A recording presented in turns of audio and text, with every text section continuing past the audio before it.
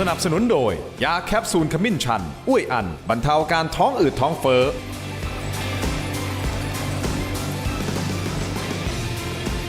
สวัสดีครับตอนรับทุกท่านเข้าสู่รายการถกไม่เถียงนะครับก็ตอนแรกนะฮะเราก็ติดตามนะฮะว่าวันนี้คุณอนุทินชาญวีรกูลนะครับท่านนายกรัฐมนตรีจะได้พบหน้าพบตานะฮะท่านร้อยเอกธรรมนัสพรหมเผ่าเพื่อที่จะพูดคุยกันนะครับว่าสรุปแล้วการจัดตั้งรัฐบาลจะว่าอย่างไรจะมีการร่วมรัฐบาลกันหรือไม่ปรากฏว่าวันนี้ทั้งสองท่านไม่ได้เจอกันครับคุณผู้ชมปรากฏว่าที่ครม.นะครับประชุมคณะรัฐมนตรีก็กลายเป็นว่าพรรคกล้าทำก็คุยกับพรรคกล้าทำกันเองพรรคภูมิใจไทยก็คุยกับพรรคภูมิใจไทยกันเองสองพรรคเขาไม่คุยกันนะอาจารย์นฤมล พินโยศินวัตรซึ่งท่านเป็นหัวหน้าพรรคกล้าทำนะฮะก็ไปประชุมคณะรัฐมนตรีด้วยแต่ท่านร้อยเอกธรรมนัสไม่ได้ไปคุณอนุทินก็ไม่ได้ไปเช่นเดียวกันนะครับอ้าวสรุปแล้วการจัดตั้งรัฐบาลตกลงเป็นยังไงตกลงจะมีการ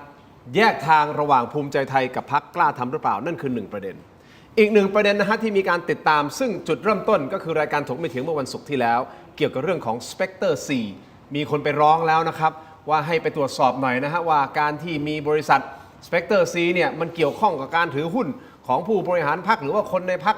ประชาชนหรือไม่นี่มันซอที่จะถูกยุบพรรคหรือไม่นี่เป็นคำถามที่จะต้องหาคำตอบกันนะฮะคุณผู้ชมแต่สุดท้ายเราตัดสินไม่ได้หรอกครับแต่เรามาวิเคราะห์กันได้2ท่านครับเอาท่านแรกก่อนนะฮะสุภาพบุรุษที่มานั่งอยู่ในรายการวันนี้มี6ที่นั่งนะฮะต้องเรียกว่าเป็นพรรคขนาดกลางได้ไหม6ที่นั่งเลยนะฮะคุณผู้ชมครับท่านเป็นหัวหน้าพรรคไทยรวมพลังนะครับคุณวัศวัฒน์พวงพรศรีหรือคุณกังฟูครับสวัสดีครับคุณกังฟูครับส่วนขวามือของผมนะครับผู้อำนวยการสถาบันวิเคราะห์การเมืองและนโยบายนะครับรองศาสตราจารย์ดร.ธนพรศรียากูลครับสวัสดีครับอาจารย์ครับคุณทินสวัสดีครับคุณกังฟูครับขอบคุณทั้ง2ท่านที่ให้เกียรติรายการถกไม่เถียงนะครับคุณกังฟูคุณชวนผมมาวันเนี้ยทำไมฮะผมรู้สึกได้เลยนะว่าผมเนี่ยมาผิดที่ผิดยังไงอาจารย์หน้าผมนี่ทำไมฮะยับอยู่คนเดียวเอาทำไมอ่ะคุณกับคุณกังฟูนี่โอ้โหไม่ยับใสเด้งเลยอ่ะไม่ยับอาจารย์ของผมนี่ยับเลยยังกระโดนลุมยำมาตามการเวลา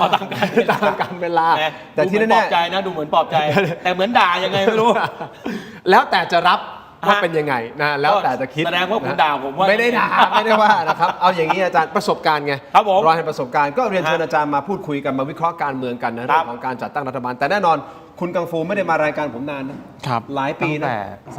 3 ปีครับพี่ตั้งแต่รัฐบาลชุดที่แล้วครับสบายดีนะฮะก็สบายดีครับพี่ก็ยังเหนื่อยอยู่กับเรื่องชายแดนครับยังลงพื้นที่ใช่ครับครับผมเอาเป็นว่าเรื่องของการจัดตั้งรัฐบาลก่อนภูมิใจไทยเขาติดต่อมาอย่างไรคือจริงๆแล้วเบื้องต้นตั้งแต่การเลือกตั้งเสร็จนะครับพอรู้ผลคร่าวๆกกต.ยังไม่รับรองเนี่ยก็มีการพูดคุยกับทางภูมิใจไทยอยู่แล้วด้วยความที่ก็พูดตรงๆครับพี่ไม่มีอะไรต้องมานั่งเคอะเขินเนาะเพราะว่าภูมิใจไทยเราก็มีความสัมพันธ์อันดีกับเขาอยู่แล้วตั้งแต่ก่อนหน้านี้เราเคยอยู่พรรคเดียวกันกับเขานะครับแล้วก็ด้วยความที่หลักการก็คือเราต้องให้เกียรติพรรคอันดับหนึ่งในการที่จะจัดตั้งรัฐบาลมารยาททางการเมืองเป็นอย่างนั้นนะครับของผมเองพรรคไทยรวมพลังรอบนี้จาก2ที่นั่งมาเป็น6ที่นั่งค่อยๆเติบโตถึงแม้ว่าจะมีแค่6ที่นั่งผมก็ยังไม่ลืมที่จะต้องกลับไปถามพี่น้องประชาชนในพื้นที่ว่าถ้าการร่วมรัฐบาลมันเป็นเรื่องใหญ่สำหรับเรามากนะครับเราต้องไปดูว่าเรื่องชายแดนต้องแก้ไขปัญหาไหมแต่ว่านโยบายเบื้องต้นก็เรื่องของยกเลิก MOU เรื่องของการทำรั้วชายแดนเนี่ยคือนโยบายเนี่ยตรงกันนะครับแต่พอถามพี่น้องประชาชนในพื้นที่เสร็จปุ๊บเราก็ต้องมารอทางพรรคอันดับหนึ่งในการเชิญไปร่วมรัฐบาลนะครับซึ่งเราก็ต้องรออย่างเป็นทางการถึงแม้ว่าวันนี้ยังไม่มีการเชิญอย่างเป็นทางการยังไม่เชิญยังไม่มีการเชิญเป็นทางการเพราะว่าเราก็ต้องให้เกียรติเขาในการที่เขาจะคิดว่ายังไงนะครับถึงแม้ว่าเราจะมี6เสียงเราก็อยากจะเป็น6เสียงอย่างมีคุณค่าผมไม่อยากจะเปิดประตูออกไปแล้ววิ่งไปหาเขาเดี๋ยวจะมองว่าเราอยากได้ตำแหน่งไหมเราโหยหาอำนาจขนาดนั้นไหมมันดูไม่โอเคใช่ครับตอนนี้คุณอนุทินกับคุณชัยชนกเนี่ยพูดไม่ค่อยเหมือนกันเท่าไหร่นะครับความหมายคือคุณอนุทินบอกว่ามีการเทียบเชิญแต่ละพรรคใช่ไหมตามลำดับว่าอันดับ1อันดับ2อันดับ3อันดับ4ถูกต้องไหมฮะแต่คุณชัยชนกบอกว่ากลับกันเนาะกลายเป็นว่าพรรควิ่งหาภูมิใจไทยพรรคต่างๆวิ่งหาภูมิใจไทยผมก็เลยงงสุดท้ายคุณกังฟูยังไม่ได้ไปหาแล้วเขาก็ยังไม่ได้เชิญมายังไม่ได้ติดต่อกันเป็นทางการมีแต่การคุยนอกรอบกันด้วยความที่ผมบอกครับว่าเรามีความสามารถดีแล้วก็เรายินดีอยู่แล้วที่จะร่วมรัฐบาลผมพูดว่าอะไรที่เป็นประโยชน์กับพี่น้องประชาชนแล้วอยู่ในฝ่ายรัฐบาลโดยเฉพาะปัญหาชายแดนมันเป็นวาระแห่งชาติเนี่ยมันควรจะต้องทำด้วยกันไม่ว่าจะเป็นฝ่ายค้านหรือฝ่ายรัฐบาลส่วนตัวผมเองผมมองว่า6 เสียงถึงแม้ว่าจะน้อยแต่ว่าเราอยากเป็น6 เสียงอย่างมีคุณภาพพี่เพราะว่าอย่าลืมนะครับปีนี้2569ผมว่าการเมืองประชาธิปไตยไทยคนมีส่วนร่วมเยอะขึ้นแล้วคนเขาก็ดูอยู่ว่าถ้าคุณรีบวิ่งไปอย่างเงี้ย แล้วมันจะดูไม่ดีไหมอะไรแบบเนี้ยครับ เอาอย่างนี้ ครับ ภูมิใจไทยไม่ได้ติดต่อไปเดี๋ยวผมได้คุยกับอาจารย์จ๊าบเพิ่มเติมนะครับ ภูมิใจไทยไม่ได้ติดต่อไป แล้วมีพรรคอื่นติดต่อไปไหมฮะ ไม่ ว่าเหมือนที่จะแบบ ยังเลยครับ ว่าจัดตั้งรัฐบาลแข่งกับภูมิใจไทย ไม่มี ห ครับด้วยความที่เรามารยาททางการเมืองครับพรรคอันดับหนึ่งเขาได้มาทั้ง 190 กว่าเสียง อ่าฮะ ถูกไหมครับคือพรรคภูมิใจไทย ครับ เราต้องให้เกียรติท่านนายกนะครับคือท่านเป็นในฐานะท่านเป็นหัวหน้าพรรค ครับ แล้วก็ท่านเลขาธิการพรรคนะครับ อืม ท่านชัยชนกเนี่ยก็ต้องให้เขาทำในวิธีที่เขามองว่าพรรคอันดับหนึ่งจะไปจับใครมาก่อนนะครับรวบรวมเสียงข้างมากในสภาได้นะครับผมเองในฐานะพรรคเล็กๆพรรคหนึ่ง ครับ ครับพี่บอกเป็นคณะพรรคอันดับกลางแต่ผมก็ยังบอกว่าตัวเองเป็นพรรคเล็กอยู่เนาะเรามีแค่6ที่นั่ง ฮะ ผมก็มองว่าอะไรที่เป็นประโยชน์เราทำให้หมดแต่ว่าให้เป็นไปตามขั้นตอนไม่อยากจะวิ่งออกจากประตูคือประตูผมเปิดอยู่ ฮะ ให้เขามาเคาะส่งเสียงนิดนึงผมก็ยินดีเลย แต่ถ้าให้ผมวิ่งออกจากนอกประตูไปเลยแล้วรีบไปขนาดนั้น ผมมองว่าอุ๊ยมัน ไม่ใช่ มันมองว่ามัน อ่า 6 เสียงของเราน้อยก็จริง แต่ผมอยากว่า 6 เสียงของผมมันมีคุณค่า แล้วก็น้อยแต่ว่ากว่า ฮะ คนเลือกมาเขาตั้งใจเลือกนะครับแล้วก็ผมไม่ได้แบบไปดิสเครดิตพรรคเล็กอื่นๆเนาะเราไม่ได้อยู่เบอร์ต้นๆเขาตั้งใจที่จะกา ครับ เบอร์ 21 มาจริง ๆ ถึง ครับ แม้ว่าจะได้คะแนนไม่ได้เท่ากับพรรคใหญ่ แต่ว่าเรามีความตั้งใจ มีนโยบายที่อยากจะกระทำแล้วสิ่งที่สำคัญที่สุดคือ รับผิดชอบกับเสียงของเขาที่เขาเลือกเรามา เราต้องรับผิดชอบ และนี่คือ 6 เสียงนะครับคุณผู้ชมขึ้นหน้าจอหน้าอาจารย์จ๊ะ ครับ 6 เสียงก็คือเป็นเขต ฮะ ทั้งหมด 5 ถูกต้องไหมครับบัญชีรายชื่อจะเป็นคุณกังฟู ผมเองใช่ นะครับเขตนี้มีที่ไหนบ้างฮะเขต ครับ 2จังหวัดอุบลราชธานีเขต 3 จังหวัด ครั อุ บบ ลราชธานี ครับ เขต 9 จังหวัดอุบลราชธานีและเขต 10 จังหวัดอุบลราชธานีมี 1 เขตที่อยู่สุราษฎร์ธานีคือเขต 3 เข้ามา นี่ของจริงนะค นี่ รับ ของจริงครับ อ้าว อุบลน่ะมีทั้งหมด 11 เขตนะฮะ ฮะ นี่เขาได้ไป 4 เขตจาก 11นะ คืออุบลเนี่ยเขาต่อยอดจากของเดิมเมื่อรอบที่แล้ว ฮะ 2 เขต ครับ นะครับ อันนี้ก็ถือว่าผลงานช่วงชายแดน อืม นะครับเขาได้อานิสงส์ตรงนี้เต็ม ครับ ๆนะครับเพราะถ้าจำได้นะช่วงชายแดนเนี่ย ครับ เราจะเห็นหน้ากังฟูเนี่ยนะครับไปสร้างบังเกอร์อะไรตอนนั้นมันคือมันโอลหม่านมากอะ ครับ นะครับแล้วเราปะทะทั้ง2 รอบ ฮะ นะครับแล้วก็ทราบมาว่าสสคนหนึ่งสสเดิมของพรรคไทยรวมพลังก็เป็นสสในเขตนั้น ครับ นะฮะเพราะฉะนั้นโดยสภาพ อืม ไทยรวมพลังยังไงก็ต้องไปช่วยชาวบ้าน อืม แต่เขตที่ผมบอกว่าเขาเจ๋งจริงเนี่ยก็คือ คือ เขาไปปักธงที่ภาคใต้ สุราษฎร์ธา ไอ้ นี นี่เจ๋งจริง อืม ภาคใต้คุณก็รู้ใช่ไหมฮะ ครับ น้ำเงิน ฮะ ฟ้าเขียวโอ้โห ห้ามพันกันสุดฤทธิ์ ฟาดกันนัว อืม มีส้มมาแถมด้วย อืม นะครับ อืม แล้วคิดดูนะเอาพักส้มเนี่ย ครับ นะครับเดิมเนี่ยปาร์ตี้ลิสต์อันดับ 1ในภาคใต้ ครับ ได้สอสอเขตอีก 3 คน อือฮึ เทียบกับรอบที่แล้วไทยรวมพลังได้ทั้งประเทศน่ะ2 เขต ครับ เทียบกับส้มเนี่ยต้องบอกว่าโอ้โหคนละโลก อืม แต่รอบนี้เฉพาะภาคใต้ส้มได้มา 2 คน ครับ ตังฟูได้มา อืม 1 แปลว่าไทยรวมพลังเนี่ย อืม โดยขนาดพักเนี่ยนะต้อง ครับ เรียกเมื่อเทียบกับส้มนะ ฮะ โคตรนาโนเลยโคตรซุปเปอร์นาโน ถ้าเทียบกับส้ ถู ม กแต่พอมาวัดกันด้วยสอสอเขต อืม พักนาโนแบบนี้นะครับ ครับ ได้ 50%ของพักใหญ่อย่างส้ม อือฮึ นี่ยังไม่รวมถึงว่าช่วงหาเสียงเนี่ยนะครับตะลุ ครั ม บบ อลในขนาดไหน ผม ครับ ไม่ต้องพูดเยอะเจ็บคออ ม เพราะฉะนั้นต้องบอกว่าไทยรวมพลังเนี่ยอันนี้เป็นนาโนของจริง อือฮึ นะครับนาโนของจริง โอเค งั้น เพราะฉะนั้นแล้วเนี่ย ครับ ผมก็ต้องเรียนก่อน ว่า นะครับว่าเมื่อกี้ฟังที่กังฟูพูดเนี่ยนะ ฮะ พูดตรงๆนะครับ ครับ มีทรง ครับ มีทรงคือถ้าเทียบกับพักนาโนพักอื่นพักหนึ่งเสียง2 เสียงอะไรก็ว่าไป อืม อันนั้นเนี่ยก็ต้องเรียนตามตรงนะฤดูร้อนไปหน่อยนะครับ อันนี้ภาษาพวกพักส้ม ฤดูร้อนเป็น ฤดูร้อน อ๋อ นะครับทำงานใหญ่ใจต้องนิ่งนิดนึง เก็บอาการหน่อย อืม นะครับ รับรองนะเขาเอาไปร่วมรัฐบาลหมดแหละ อืม นะครับ อันนี้ไม่เก็บอาการกันเลยนะครับ ดูฤดูร้อนฤดูร้อน เอางี้งั้น จะเข้าเดือนเมษายังไงก็ไม่รู้ เอางี้ ฤ นะ ดูร้อน อาจารย์จ้างงั้นผมไปต่อเลย เรื่องของ ครับผม การจัดตั้งรัฐบาลสถานการณ์ที่จับตามากที่สุดณตอนนี้คุณผู้ชมนะฮะน่าจะเป็นสิ่งที่คอการเมืองดูอยู่ แล้วเราก็ติดตามอยู่ตั้งแต่เมื่อวานนี้ที่มีการออกมาพูดถูกต้องไหมครับ ไม่ว่าจะเป็นคุณไผ่ลิกเองก็ตามคุณชัยชนกเองก็ตาม บอกว่าวันนี้เนี่ยจะต้องมีการเจอกัน ฮะ เข้าใจว่าจะเจอกัน ฮะ ระหว่างคุณอนุทินกับร้อยเอกธรรมนัฐ ครับ สุดท้ายไม่ได้เจอกัน ดี๋ยวคุณอย่าเพิ่งไปเจอกัน เอาอย่างแรกก่อนนะ ยังไงฮะ เราต้องเล่าให้คุณผู้ชมฟังก่อน ว่า สรุปแล้ววันนี้ไอ้ภาพที่เราเห็นเนี่ยมันคืออะไร ภาพอะไรฮะ หนึ่งตกลงมันคือการเชิญไป ฮะ ให้เกียรติมีการ์ดเชิญ ครับ เชิญมาคุย ปกติเวลาเชิญต้องมีการดเชิญด้วยเหรอฮะ หรือ หรือว่าบอลกันแน่ความหมายไม่เหมือนกันนะ โอเค คุณเชิญผมมาออกรายการ ครับ ได้ไหมฮะมีรายการติดต่ออาจารย์จ้าครับอาจารย์สะดวกวันไหนมาออกรายการ อ่าฮะ ถูกไหม ฮะ อันนี้ความหมายหนึ่งนะครับ หรือว่าผมโทรหาคุณว่าเฮ้ยทินผมอยากมาออกถกไม่เถียงว่ะเฮ้ยคนละความหมายนะ สรุปแล้ววันนี้เนี่ยนะครับ ผมเรียนก่อนนะ ว่า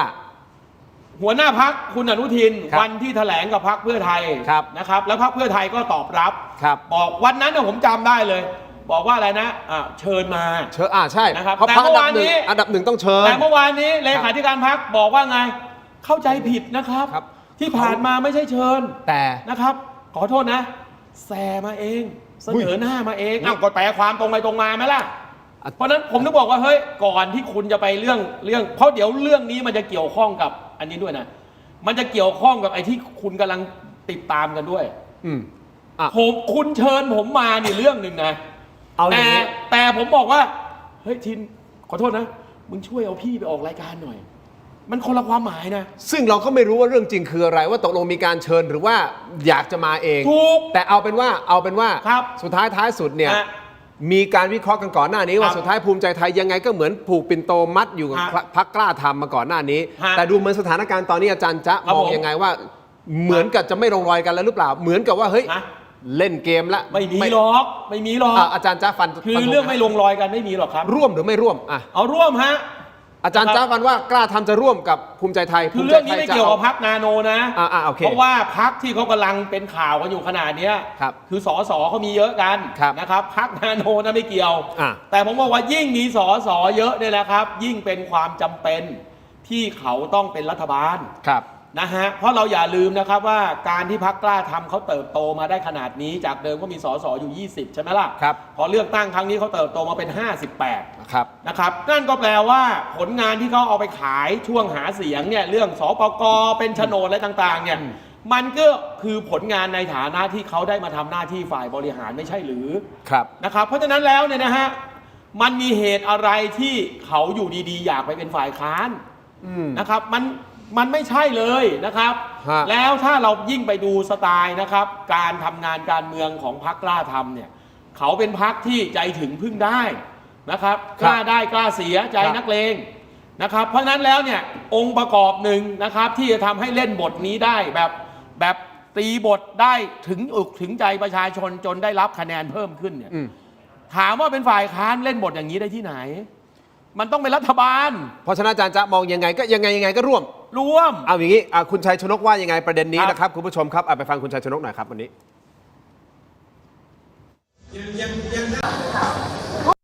เราเห็นคุณไผ่อะค่ะเลขาของค่ายทำเขาบอกว่าได้พูดคุยกับคุณชัยชนกแล้วอะค่ะ ครับมีการโทรมาครับ แล้วก็คุยกันสั้นๆ แต่ท้ายที่สุดก็บอกว่าอยากให้ทางหัวหน้าพักพูดคุยกัน แล้วก็เดี๋ยวค่อยมาคุยกันอย่างเป็นทางการครับ หลักการของเขาคือสนับสนุนพรรคภูมิใจไทยใช่ไหมคะ เบื้องต้นที่พูดนะครับ ก็เดี๋ยวรอดูว่าสุดท้ายจะเป็นยังไงอย่างเป็นทางการ รอให้เข้ามาที่พัก แล้วก็รอให้ท่านธรรมนัสพูดคุยกับท่านหัวหน้า แล้วก็ให้เข้ามาที่พักแล้วเดี๋ยวแถลงไปทางการดีกว่าครับ พี่นกแล้วคุณไผ่ก็พูดจริงๆว่าไม่มีเงื่อนไขได้เลยเขาได้พูด อันนั้นคือสิ่งที่พูดกับผมตอนพูดคุยกัน แต่ว่าเดี๋ยวรออย่างเป็นทางการดีกว่าครับนะครับ พี่นกก็เรื่องตำแหน่งภายในพรรคในของสีน้ำเงินมีคุยว่าเห็นมีชื่อคุณชัยนกไปนั่งมาคนหนึ่งอย่างเงี้ย ไม่ครับ เพราะว่ายังไงตอนนี้ต้องยืนยันอย่างนี้ก่อนครับว่าตราบใดที่ผลการเลือกตั้งยังไม่ถูกคอนเฟิร์มนะครับเราไม่มีการยืนยันคอนเฟิร์มตำแหน่งอะไรใด ๆ ทั้งนั้น ก็รอท่านธรรมนัสคุยกับท่านนายกครับโอเคครับขอบคุณครับ แต่ตอนนี้เราไม่ปิดประตูนะคะการทำ เราประกาศไปชัดเจนแล้วครับว่าพร้อมที่จะรับฟังข้อการนะครับ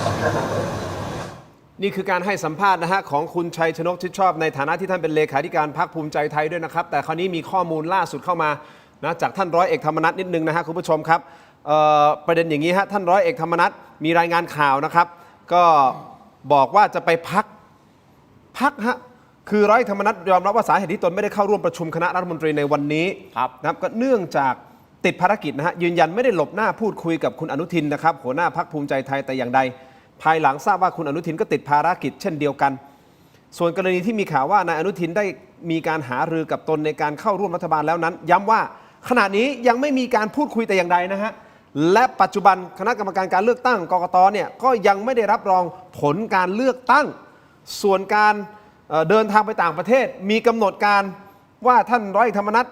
จะไปต่างประเทศท่านระบุว่าเดินทางไปยุโรปหลายประเทศเป็นการลาพักผ่อนที่วางแผนเอาไว้นานแล้ว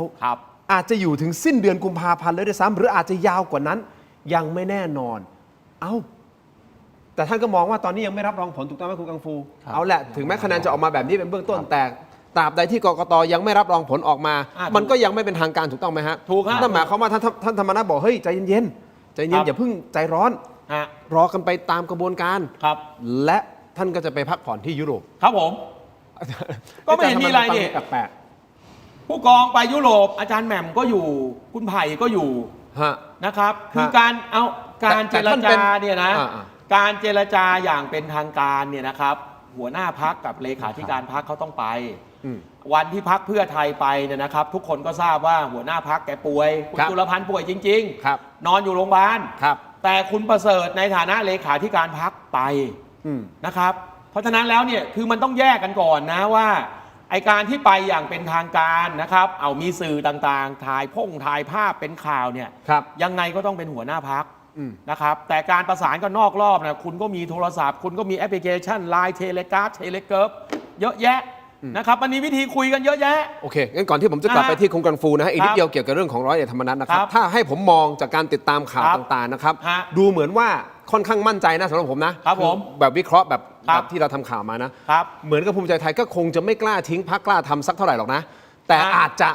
จะมีการวิเคราะห์อาจจะลดบทบาทร้อยเอกธรรมนัสลงมาหรือเปล่าเพื่อไม่ให้เป็นสายล่อฟ้าอย่าเรียกว่าลดบทบาทเลยครับอาจารย์จะมองยังไงผมพูดตรงๆนะว่าพรรคหนึ่งเนี่ยเขาได้193เสียงอีกพรรคหนึ่งได้58มันโตกว่ากันนะ4เท่านะครับเพราะฉะนั้นแล้วเนี่ยเอาพูดตรงๆนะครับไอ้เงื่อนไขที่ได้เก้าอี้รัฐมนตรีมาเยอะรอบที่แล้วน่ะผมเรียกว่านั่นคือการถูกหวยเพราะสีส้มยกมือโหวตแล้วไม่เอาเก้าอี้ถูกไหมครับเพราะนั้นมันก็แจกโควต้ากันได้เยอะหน่อยแต่รอบนี้มันกลับเข้ามาสู่สถานการณ์ความเป็นจริงไงเพราะอะไรครับเพราะทุกพรรคที่จะเข้าร่วมรัฐบาลเนี่ยเขาก็ต้องเอาเก้าอี้เป็นตัวตั้งถูกไหมฮะแล้วพรรคแกนนำเนี่ยเกือบ200นะครับถ้าจะมองว่าเรื่องนี้เป็นการลดบทบาทผมก็บอกก็ได้ก็มองแบบนั้นก็ได้แต่โดยข้อมูลคณิตศาสตร์การเมืองยังไงมันก็ต้องลดบทบาทโดยสภาพโอเคนะครับคุณกังฟูครับอันนี้เรายังไม่รู้นะว่าข้างหน้ารัฐบาลจะมีพรรคไหนยังไงบ้างนะครับแต่ว่าแน่นอนสังคมก็ตั้งคำถามเกี่ยวกับภาพลักษณ์ต่างๆของพรรคกล้าทำนะครับโดยเฉพาะท่านธรรมนัสนะฮะที่สังคมก็ยังตั้งคำถามยังไม่ชัดเจนนู่นนี่นั่น2 3 4ถ้าคุณจะต้องมาร่วมรัฐบาลกับพรรคกล้าทำมีความกังวลยังไงหรือเปล่าคือด้วยความที่เราไม่ใช่แกนหลักของการตั้งรัฐบาลครับพี่ทินผมมองว่าณวันนี้นะครับแต่ละพรรคนะครับผมเชื่อว่าไม่ว่าจะเป็นสสหรือพรรคการเมืองไม่มีใครสมบูรณ์แบบ 100% นะครับเขาก็มีข้อดีข้อด้อยของตัวเองนะครับเรื่องของภาพลักษณ์แต่ละพรรคผมมองว่าก็สุดความรู้สึกของคนกับกฎหมายถ้าสมมุติว่าคุณไม่ได้ขาวจริงแล้วคุณเทาจริงๆผมเชื่อว่ากฎหมายประเทศนี้ก็คงจะต้องลงโทษแล้วก็ให้ถึงที่สิ้นสุดทางกระบวนการทางกฎหมายนะครับก็จะตัดสินได้ว่านักการเมืองคนนั้นเหมาะสมไหมซึ่งผมมองว่าการที่จะมาทำการเมืองครับก็ต้องดูคุณสมบัติตัวเองอย่างดีแล้วนะครับถึงจะมาเสนอการตัวรับใช้กับพี่น้องประชาชนได้ส่วนตัวผมนะครับผมมองว่าเอาแค่ตัวผมก่อนนะครับไม่เกี่ยวกับพรรคการเมืองอื่นอย่างเงี้ยครับผมมองว่าก็ไม่ได้มีใครสมบูรณ์แบบนะครับผมเองก็ทำได้ประมาณหนึ่งนะครับผมเองมีทั้งข้อดีข้อด้อยแต่การที่จะทำการเมืองหรือว่าการทำตั้งรัฐบาลนะครับเราต้องยอมรับข้อดีและข้อด้อยของตัวเองแล้วก็คนอื่นนั่นแหละถึงจะเป็นคำตอบที่ว่าเราจะมีประชาธิปไตยที่ดีได้นะครับแต่ว่าสุดท้ายแล้วเนี่ยนะครับไม่ว่าจะเป็นนโยบายพรรคการเมืองไหนแล้วเป็นประโยชน์กับพี่น้องประชาชนอย่าไปมองว่านโยบายนั้นจะไปตกกับพรรคการเมืองแต่ให้ผลประโยชน์นั้นตกกับพี่น้องประชาชนเอาพี่น้องประชาชนเป็นตัวตั้งแล้วก็จะไปได้นะครับซึ่งผมมองว่าการตั้งรัฐบาลอาจจะช้าหรือเร็วตอนนี้กกต.ก็ยังไม่รับรองนะครับก็ต้องให้กกต.ออกมาทำหน้าที่ก่อนเพราะว่าหน้าที่การจัดการเลือกตั้งให้เป็นไปด้วยความสุจริตและเที่ยงธรรมโปร่งใสเนี่ยก็คือเป็นหน้าที่ของกกต.ผมเองในฐานะที่เราก็ยังไม่ได้รับรองเหมือนกันนะครับก็ต้องดูแลเราก็ต้องให้ทางกกต.ออกมารับรองโดยเร็วนะครับเพราะว่ายิ่งมีรัฐบาลช้าเมื่อไหร่ผลกระทบกับประเทศเนี่ยมีเยอะนะครับเพราะว่าทุกคนก็ยังเฝ้าจับตาดูอยู่ว่าเราจะตั้งรัฐบาลได้ออกมาเป็นแบบไหนนะครับตอนนี้ปัญหาเศรษฐกิจเนี่ยมีเยอะมากปัญหาของรัฐบาลไทย ที่ผ่านมาการเมืองไทยที่ผ่านมาเราทะเลาะกันเพราะเราสาดโคลนใส่กันคุณเป็นแบบนั้นนะคุณอย่างนี้นะอะไรเงี้ยครับแต่ต่างประเทศเวลาเขาทะเลาะกันเขาทะเลาะจากอะไรครับเขาทะเลาะเรื่องปัญหาเศรษฐกิจเรื่องปัญหาปากท้องของเขาที่พรรคการเมืองออกมาทะเลาะกันเพื่อที่จะหาทางลงให้กับ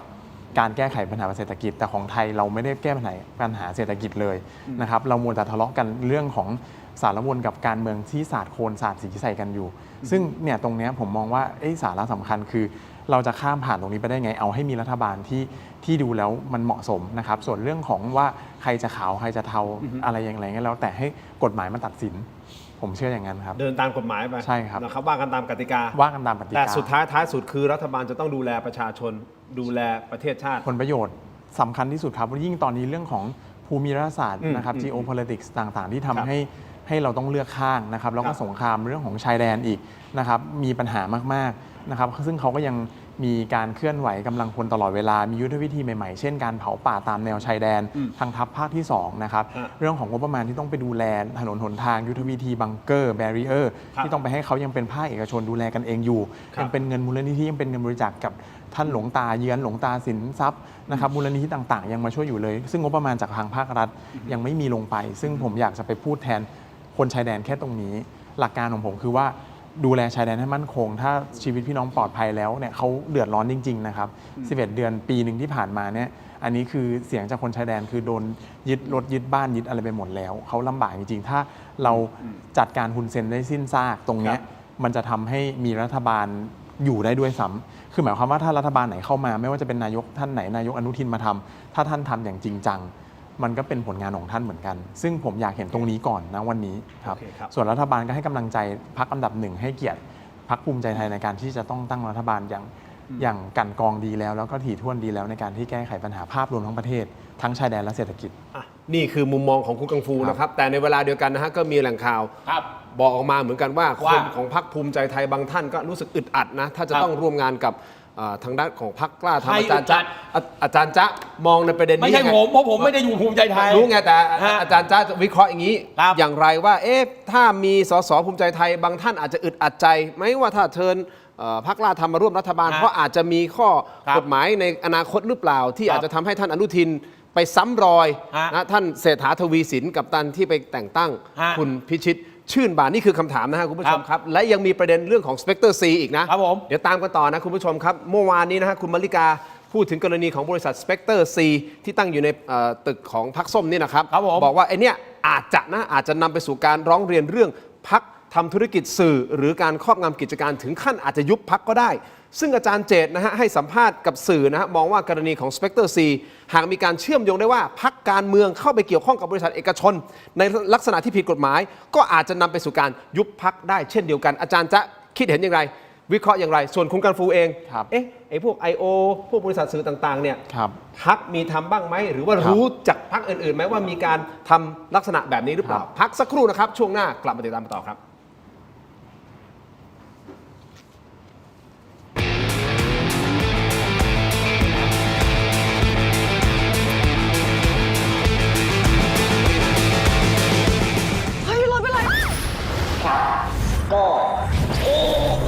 ยังมีอีกจ้าฟินโดนัทเค้กอบใหม่หอมอร่อยเนื้อนุ่มช็อกข้ามจักรวาลใหม่ฟาร์มเฮาส์ช็อกโกพิงค์โดนัทเค้กเซียนขจัดคราบประสิทธิภาพพลังแชมป์ผ้าขาวสะอาดรีดง่ายไร้กลิ่นอับกลิ่นหอมถนอมใยผ้าไม่เปลืองแรงขยี้เริ่มต้นที่10 บาทหาซื้อได้ที่ CJ มอทุกสาขาเสริมสิริมงคลให้เต็มบ้านกับเทศกาลตรุษจีน Thailand Postmart คัดสรรของดีทั่วไทยส่งตรงถึงบ้านเส้นหมี่เตี๋ยวส้มสายน้ำผึ้งกล้วยหอมทองขนมเปี๊ยะไก่ต้มน้ำปลาข้าวสารตาไพร Thailand Postmart เติมเต็มความพิเศษทุกเทศกาลสนใจสินค้าสั่งซื้อได้ที่เว็บไซต์และแอปพลิเคชัน Thailand Postmart ตัวท็อปใกล้ๆส่งให้ถึงมืออยากทานแหนมเนืองไม่ต้องไปถึงถิ่น Thailand Postmart พร้อมเสิร์ฟแหนมเนืองตัวท็อป2แบรนด์ดังการันตียอดขายส่งตรงถึงบ้านคุณ แดงแหนมเนืองจากจังหวัดหนองคาย และวีทีแหนมเนืองจากจังหวัดอุดรธานี คัดสรรสินค้าตัวท็อปพร้อมเสิร์ฟความอร่อยสดใหม่ สนใจสินค้าสั่งซื้อได้ที่เว็บไซต์และแอปพลิเคชัน Thailand Postmart ตัวท็อปใกล้ๆส่งให้ถึงมือ ดีขนาดนี้อย่ารอช้า สายเกม สายลงทุน สาย AI สายเทคต้องไม่พลาด ลดราคาพิเศษให้ทันที 2,000 บาท BrainTech Tri Screen จอเสริมอัจฉริยะ เปลี่ยนโน้ตบุ๊กธรรมดาให้ทำงานพร้อมกันได้ถึง 4 จอ ดีไซน์พับเก็บง่าย พกพาสะดวก มี 2 รุ่นให้เลือก 17,900 สนับสนุนโดย ยาท่าน้ำขาวหารคู่ 49 บาท ฝาสีฟ้า มีตัวยาฟีนิลซาลิซิเลตไอเฮิร์บชูการ์ฟรีชุ่มคอ มีสารสกัดสมุนไพร 4 ชนิดกลับมากันต่อครับคุณผู้ชมถกไม่เถียงยังอยู่กับอาจารย์ธนพรนะครับแล้วก็คุณกังฟูนะฮะคุณผู้ชมครับเอาล่ะถามอาจารย์ธนพรก่อนเลยนะครับว่าผมถามทิ้งท้ายในช่วงที่แล้วนะครับเอาสั้นๆเกี่ยวกับเรื่องของพรรคกล้าทำกับพรรคภูมิใจไทยจะมีโอกาสไหมที่สสบางท่านอาจจะอึดอัดนะสสภูมิใจไทยที่จะอึดอัดว่าลำบากใจเหลือเกินมาร่วมกับพรรคกล้าทำเพราะกลัวจะไปซ้ำรอยท่านเศรษฐาหรือเปล่าพรรคภูมิใจไทยไม่มีอะไรต้องไปกลัวพรรคไหนทั้งนั้นคะแนนเสียงเกือบ200จะไปคิดอะไรไม่กลัวครับจะร่วมก็ไม่ได้แล้วหัวหน้าพรรคภูมิใจไทยวันเนี้ยในทางการเมืองในรัฐสภาเนี่ยนะครับไม่มีใครที่ powerful เท่าคุณอนุทินอีกแล้วนะครับคะแนนมาขนาดนี้ได้สิทธิ์จัดตั้งรัฐบาลอยู่ไม่มีเหตุใดๆที่พรรคภูมิใจไทยต้องไปกลัวอะไรพรรคกล้าทำกลัวความหมายความว่าอาจจะกังวลว่าอาจจะไปซ้ำรอยอย่างนี้ยิ่งไม่ต้องกังวลใหญ่เลยเพราะอะไรรู้ไหมครับผมเล่าให้ฟังนะกรณีของร้อยเอกธรรมนัสเนี่ยนะครับมันถูกตรวจสอบมาหลายด่านมากเรียบร้อยแล้วตั้งแต่ศาลรัฐธรรมนูญตั้งแต่ตอนรับตำแหน่งรัฐมนตรีใช่ไหมครับผมเอาความจริงมาบอกกันแล้วกันนี่ไม่ใช่ข้อเท็จจริงนะครับนี่ข้อจริงอย่างเดียวคนร้องนะมีจริงแต่ปัญหาก็คือว่าคนร้องไม่เคยหาคำพิพากษาศาลออสเตรเลียฉบับจริงที่เป็นทางการถูกต้องมาได้เลยแม้แต่ฉบับเดียวนะครับเพราะนั้นอันนี้เนี่ยมันก็ยังเป็นข่าวที่สามารถบอกได้ว่าก็เป็นข้อกล่าวหาทางการเมืองโน่นนี่นั่นนะครับเราอย่าลืมนะครับว่าองค์กรอย่างศาลต่างๆรวมถึงศาลรัฐธรรมนูญด้วยใครจะวิพากษ์วิจารณ์อะไรก็แล้วแต่นะแต่หลักมันต้องมีอย่างหนึ่งครับว่าถ้าคุณจะกล่าวหาว่าใครทำผิดใครผิดกฎคุณสมบัติขาดเนี่ยมันต้องมีหลักฐานประกอบการกล่าวหาที่ชัดเจนไอ้อย่างกรณีของคุณเศรษฐาไอ้นั่นมันชัดนะครับเพราะว่าคุณพิชิตชื่นบานเนี่ยนะครับก็มีคำสั่งนะครับละเมิดอำนาจศาลจริงๆนะครับไอ้นั่นมันปฏิเสธไม่ได้นะครับแต่อันนี้เนี่ยนะฮะต้องบอกว่ามันผ่านการนะครับการตรวจสอบมาหลายแน่นอนครับในทางการเมืองข้อสงสัยนะครับข้อระแวดระวังน่ะมันมีกันได้แต่ถ้าเรามาดูสถานภาพของพรรคซึ่งวันนี้สีน้ำเงินเนี่ยนะครับเหนือกว่าสีเขียว4 เท่าตัวเนี่ยไม่มีเหตุอะไรไม่ต้องกลัวไม่ต้องไปสนใจหรอกอย่างนี้นะครับเพิ่มเติมนิดนึงนะครับคุณผู้ชมศาลเคยชี้ขาดแล้วว่าคำพิพากษาจำคุกคดียาเสพติดของคุณธรรมนัสเป็นคำพิพากษาของศาลออสเตรเลียไม่ใช่ศาลไทยจึงไม่ถือว่าขาดคุณสมบัติตามรัฐธรรมนูญไทยมาตรา 98 วงเล็บ 10อันนี้คืออันนั้นเป็นหลักทฤษฎีว่าถ้าเรายอมรับอำนาจศาลของประเทศอื่นเนี่ยก็เท่ากับเราไม่มีอธิปไตยทางอำนาจตุลาการอันนี้คือศาลที่ชัดไปแล้วจบแล้วนะครับเพราะนั้นแล้วเนี่ยแต่อย่างไรก็ตามผมเรียนยืนยันนะครับผมเข้าใจประเด็น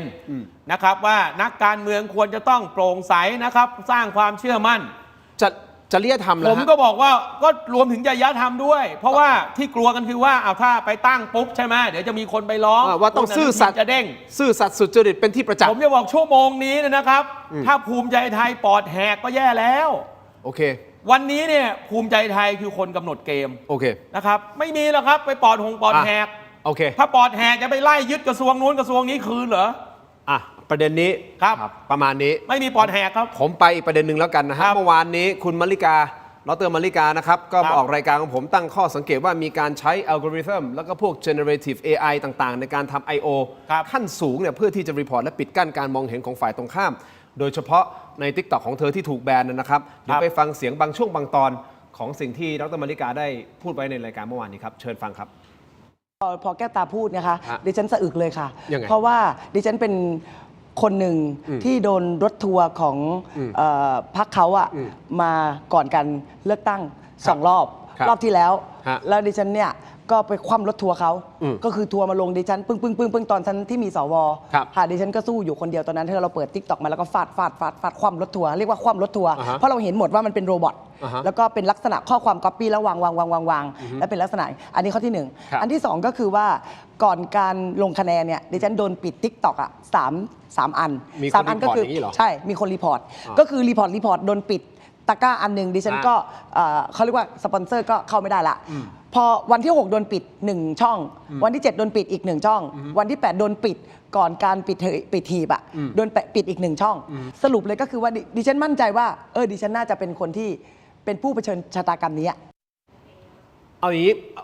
คำถามเลยนะจากสิ่งที่ดร.มาริกาพูดก็คือความหมายคือว่ามีการทำ I.O. กัน อาจารย์มองไงครับประเด็น ครับผม พรรคการเมืองต่างๆ สร้าง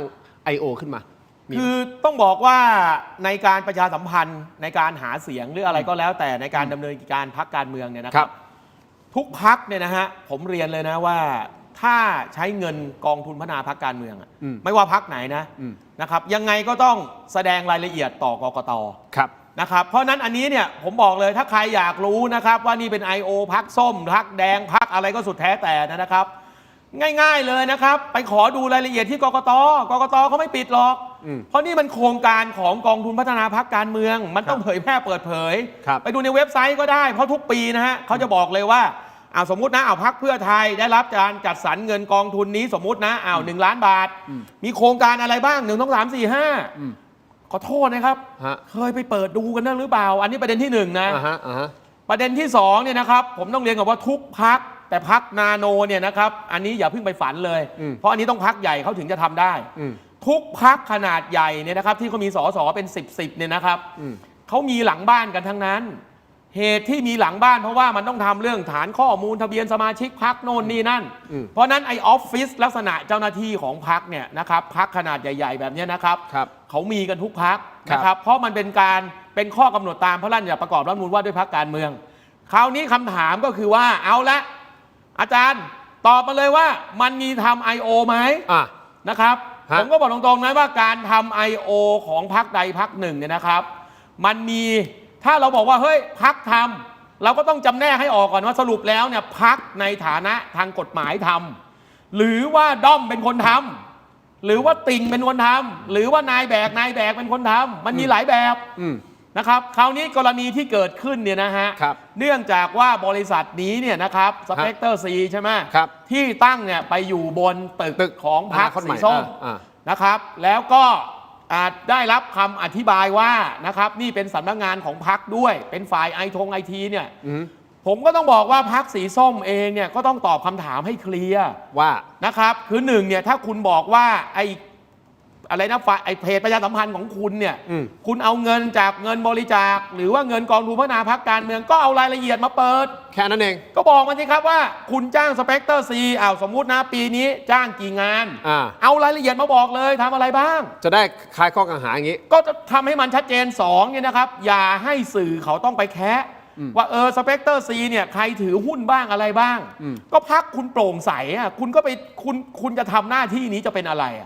นะครับคือของพวกนี้มันเป็นธรรมาภิบาลของบริษัทขั้นพื้นฐานเองนะคือขี้กากมากสำหรับผมเนี่ยผมก็ไม่เข้าใจว่าทำไมพรรคสีส้มเนี่ยไปทำเรื่องนี้ทำให้มันเป็นเรื่องใหญ่โตทั้งที่เรื่องนี้นะครับทำให้มันเปิดเผยนะครับอย่าเอาแค่แบบเฮ้ยไปทัวร์สำนักงานชั้น4นะครับเพราะอย่างวันนี้เนี่ยก็มีผู้เชี่ยวชาญใช่ไหมหลายท่านก็ออกมานั่นนี่ซ่อมแอร์จริงหรือเปล่าอะไรหรือเปล่าผมจะบอกว่าวันนี้เนี่ยนะฮะ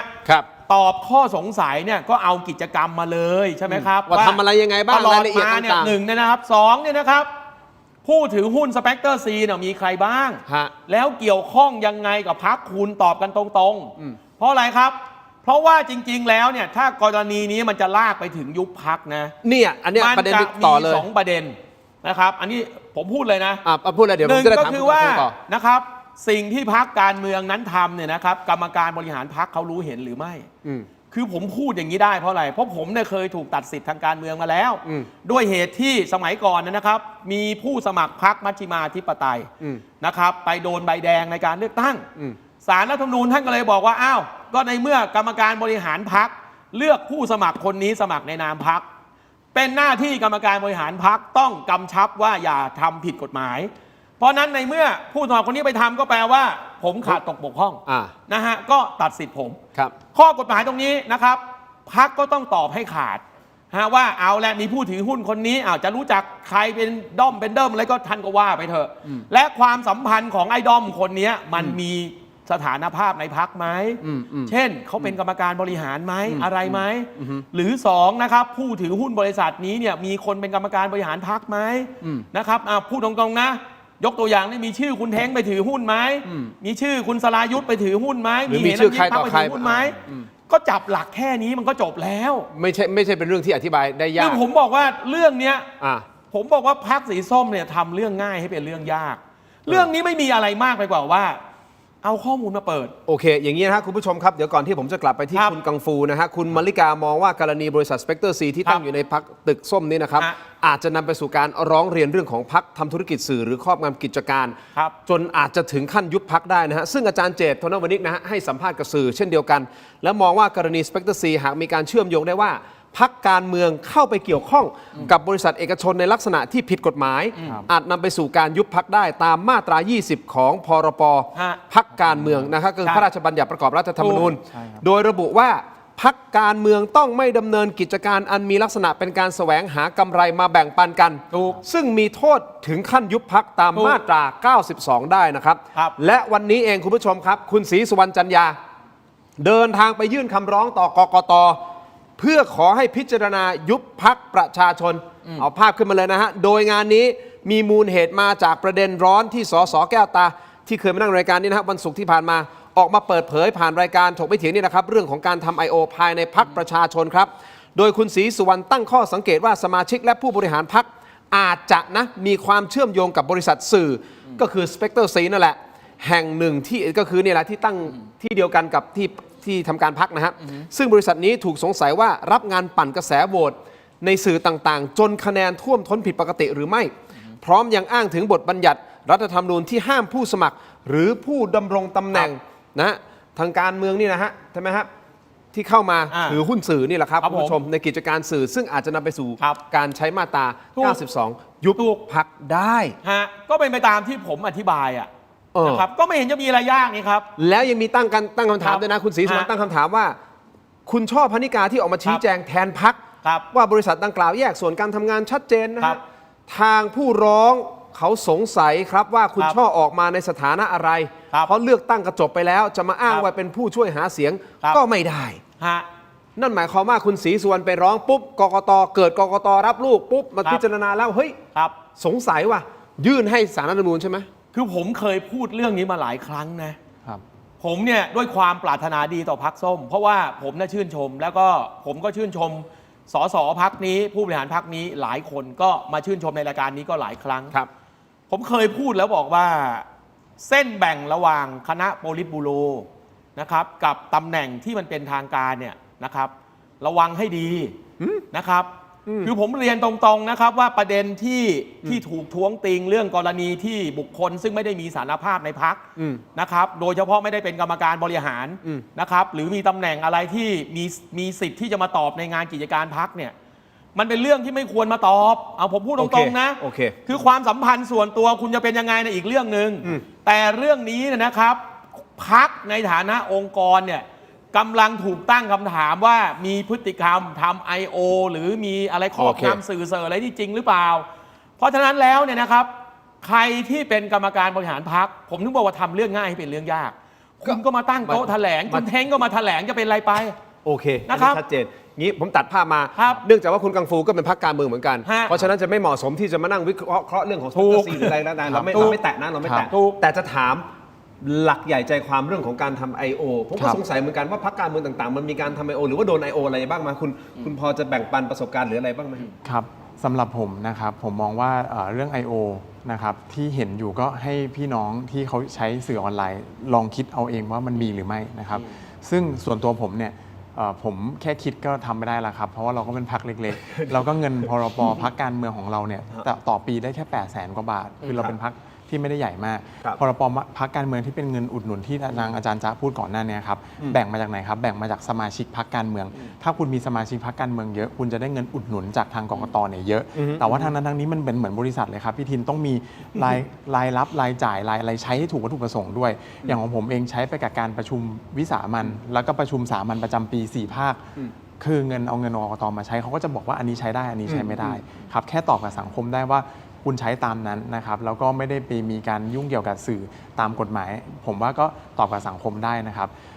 ส่วนตัวผมเองนะครับผมมองว่าการที่ใช้ I.O. นะครับอยู่กับทางสื่อออนไลน์เนี่ยมันเป็นเรื่องของสิทธิของแต่ละพรรคการเมืองและก็เทคนิคการหาเสียงของแต่ละคนสำหรับตัวผมมองว่าสิ่งที่จะยั่งยืนนะครับไม่ว่าจะเป็นเรื่องของการทำการเมืองที่ดีนะครับการสร้างวัฒนธรรมการเมืองที่ดูแล้วมีคุณภาพเนี่ยผมมองว่าต้องกลับไปที่พื้นที่คุณจริงใจกับประชาชนคุณซื่อสัตย์กับหัวใจของพี่น้องประชาชนที่เขาเลือกของคุณมาของผมเนี่ยมีตัวตนอยู่แล้วว่าใครเลือกผมมาผมก็กลับไปดูแลเขานอกเหนือจากการทำโซเชียลแล้วโอเคโซเชียลเราต้องทำแต่ว่าการบางครั้งเราทำโซเชียลมากเกินไปมันเหมือนแบบเราก็หลอกตัวเองนะครับพี่เอาอย่างนี้คุณกังฟู ครับถามแบบตรงๆเลย ครับ ในฐานะหัวหน้าพรรค ครับ มีการจ้างบริษัทมาทำโซเชียลมอนิเตอร์ข่าวและทำพวกโซเชียลมีเดียหรือไม่อันนี้เนี่ย ครับ อย่าเพิ่งตอบนะแป๊บนึงนะเดี๋ยวผม ครับ จะมาถามแบบลงรายละเอียด ครับ ลึกกว่านี้ด้วยนะฮะคุณผู้ชมนี่คืออีกหนึ่งประเด็นที่ผมจะถามคุณกังฟูแบบตรงไปตรงมา ส่วน ครับ ประเด็นหนึ่งฮะคุณผู้ชมเดี๋ยวถามอาจารย์จ๊ะด้วย ครับ เรื่องของบาร์โค้ดที่ ครับ มันอยู่ในใบเลือกตั้ง ครับ ตรงเนี้ยมันจะเป็นจุดเริ่มต้นของการนำไปสู่การเลือกตั้งโมฆะหรือไม่มุมมองอาจารย์จ๊ะมองอย่างไรวิเคราะห์กันพักสักครู่เดียวนะครับช่วงหน้ากลับไปติดตามครับ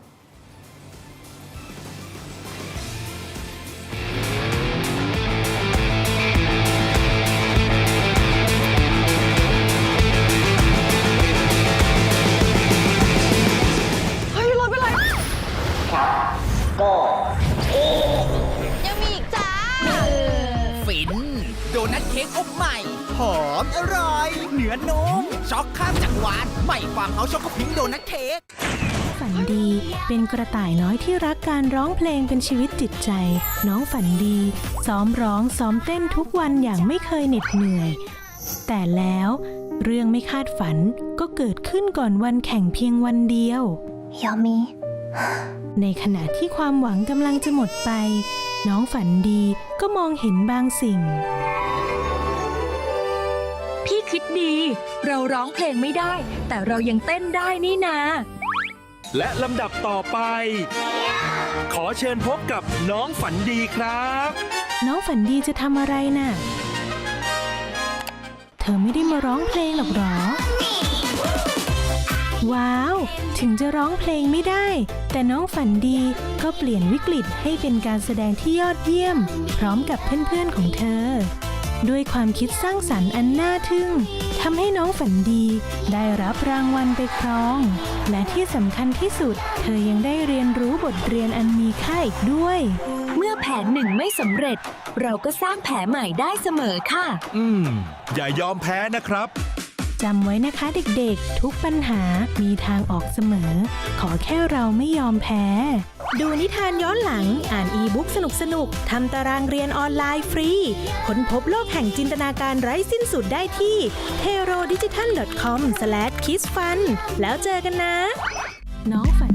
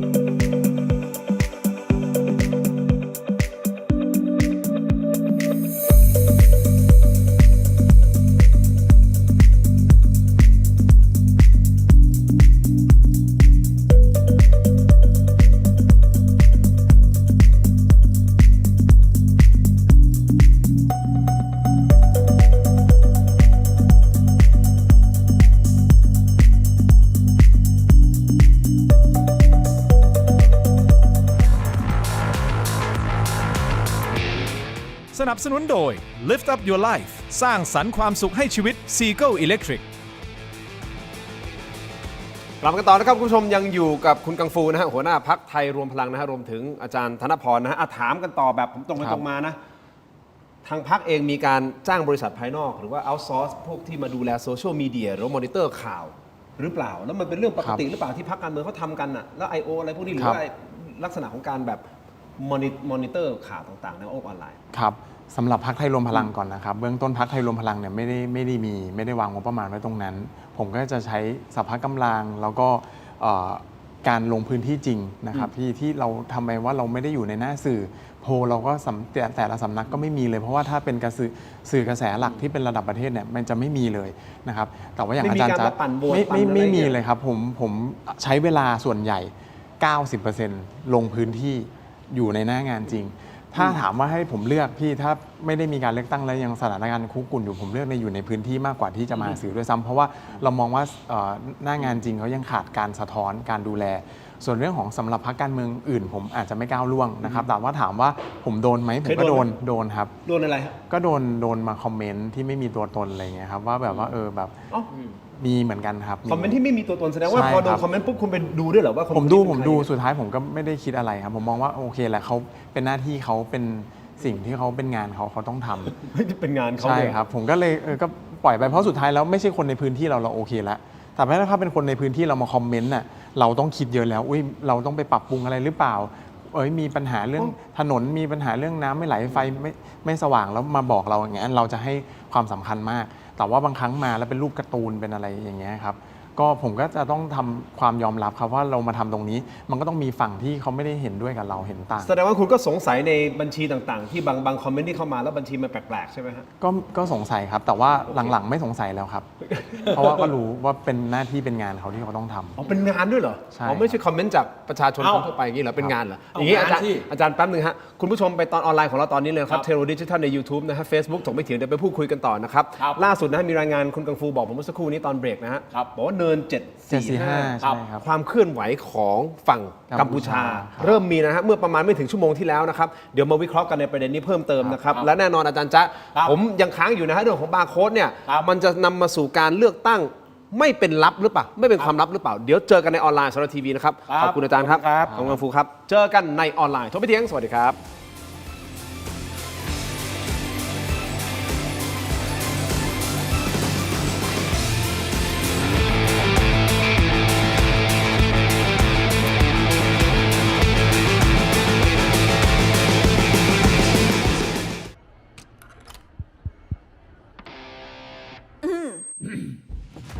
ไมบาซิน OTC รสส้มและรสมะนาว ยาอมบรรเทาอาการเจ็บคอช่วยระงับเชื้อในปากและลำคอจากเกรเตอร์ฟาร์มาโปรดอ่านคำเตือนในฉลากก่อนใช้ยาอยากมีบ้านนึกถึงแอปบ้านบายแจม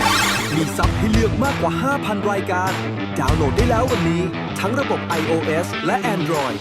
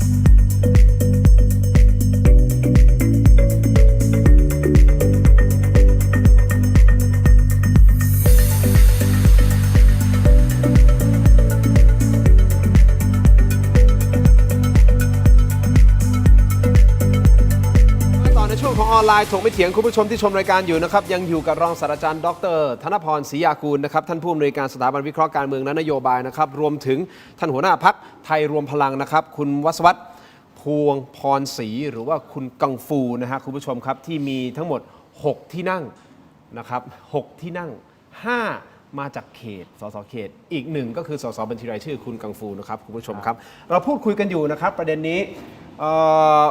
เอาแหละเราหลากหลายประเด็นเนาะการจัดตั้งรัฐบาลรวมถึงพวก I.O. ต่างๆด้วยเพราะฉะนั้นคุณผู้ชมที่ชมรายการอยู่นะฮะอยากจะให้คุณโหวตกันเข้ามาหน่อยนะครับเราตั้งคำถามแบบง่ายมากคุณคิดว่าพรรคประชาชนมี I.O. หรือไม่ทำไมเราถึงตั้งแบบนี้นะเพราะมันเป็นประเด็นนี้แหละที่มันเกิดขึ้นตั้งแต่วันศุกร์ที่แล้วก็เลยอยาก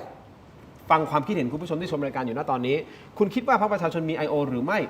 นะครับเราไม่ได้ตัดสินว่าเขามีหรือไม่มีนะฮะเพียงแต่ว่าคุณคิดว่าอย่างไรมีไม่มีไม่แน่ใจโหวตกันเข้ามาหน่อยนะครับตอนนี้โหวตกันประมาณสัก 5,000 กว่าโหวตเกือบ 6,000 โหวตนะฮะก็อยากจะให้สักถึงหมื่นนะจะได้ดูนะว่าคุณผู้ชมส่วนใหญ่คิดเห็นอย่างไร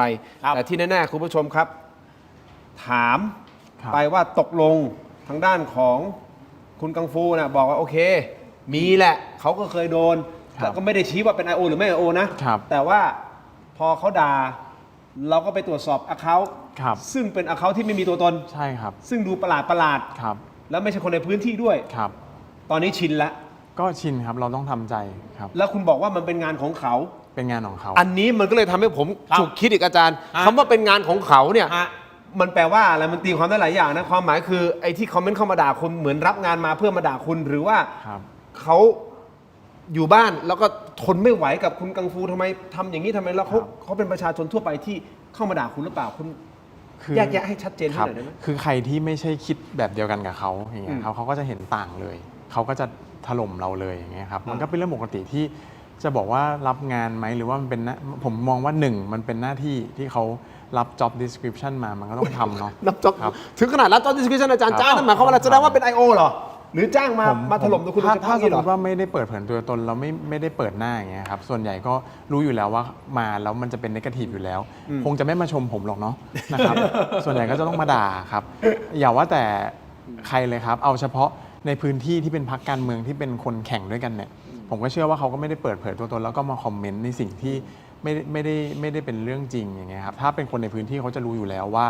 ว่าอันไหนจริงอันไหนไม่จริงอันไหนพื้นที่ไหนมันเป็นแบบไหนนอกจากคุณข้ามพื้นที่มาแล้วมาด่าในสิ่งที่มันไม่ใช่ข้อเท็จจริงเราก็จะรู้อยู่แล้วซึ่ง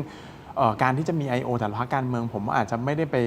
ใช้สิทธิ์ที่บอกว่าถูกหรือผิดนะครับเพราะทุกพรรคการเมืองก็จะต้องทำให้ตัวเองประชาสัมพันธ์มีวิธีการประชาสัมพันธ์ของตัวเองของผมนี่อาจจะใช้งานมาประชาสัมพันธ์มากกว่าในการที่จะเอากระแสในโซเชียลครับโอเคงั้นเดี๋ยวก่อนที่จะไปเรื่องของประเด็นของเนิน745ที่มีความเคลื่อนไหวล่าสุดของฝั่งกัมพูชานะฮะคุณผู้ชมครับอันนี้ต้องติดตามนะฮะเดี๋ยวให้คุณกังฟูได้อธิบายและเล่าว่าเพราะคุณกังฟูเขาติดตามข่าวสารตลอดเวลานะฮะอาจารย์จ๊ะกลับมาที่เรื่องของบาร์โค้ดกันนิดนึงอาจารย์จ๊ะมองว่าไม่เอาเรื่อง I.O. เหรอจะ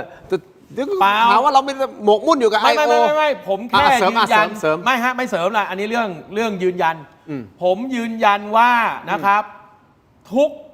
ด้อมทุก FC ทุกกองเชียร์ของทุกพรรคโดยเฉพาะพรรคที่มีสสเยอะๆแล้วแข่งกันเนี่ยนะฮะมี I.O. หมดแหละเพียงแต่ว่านะครับไอ้กลุ่มที่ทำ I.O. เนี่ยนะครับมันจะสัมพันธ์กับพรรคโดยตรงหรือว่ามันจะสัมพันธ์กับพรรครูปแบบไหนนะครับแต่เราก็ต้องยอมรับข้อเท็จจริงว่าไอ้ที่เราเห็นในโลกออนไลน์นะครับเชียร์แดงสุดชีวิตแบกส้มขาดใจรักน้ำเงินใจจะขาดมันก็คือปฏิบัติการ I.O. เราเรียกกันเป็น I.O. ก็ต้องพูดกันตรงไปตรงมาเพราะว่าถ้าปรากฏหน้าแล้วสอบย้อนกลับได้อันนี้มันก็ไม่เกี่ยวใช่ไหมแต่ก็อย่างที่ทุกคนเห็นนะฮะแล้วผมเรียนว่าเรื่องนี้เนี่ยนะครับผมเนี่ยเป็นคนไม่มีโซเชียลนะครับแต่ทุกคนก็จะมาบอกผมว่าเวลาผมออกรายการนะครับก็จะมีคนมาด่านี่ไงจะตะโกนเพื่อคนด่าไม่ใช่ปัญหานะครับแต่ว่าบางคนก็ลองเช็คดูว่าคนด่านี่คือใครก็หาไม่เจอผมก็เลยขำๆผมว่าก็เป็น I.O. ก็เป็นเรื่องธรรมดาอย่าไปคิดอะไรเยอะเพราะอยู่ในสถานะอย่างกังฟูใช่ไหมท่านนักการเมืองเนี่ยมันปฏิเสธเรื่องแบบนี้ไม่ได้ทำใจผมเองเนี่ยก็เหมือนกันนะครับคนด่าอาจจะมากกว่าคนชมนะครับแต่เราก็ถือว่านี่มันก็เป็นสิทธิเสรีภาพ นะครับ แล้วผมก็เรียนย้ำนะครับว่าบางคนด่าผมสาดเสียเทเสียอะไรใช้บอทใช้เบิร์ดอะไรกันเนี่ยนะครับผมก็พอเข้าใจอยู่หรอกนะครับแต่ผมมองว่าสิ่งเหล่านี้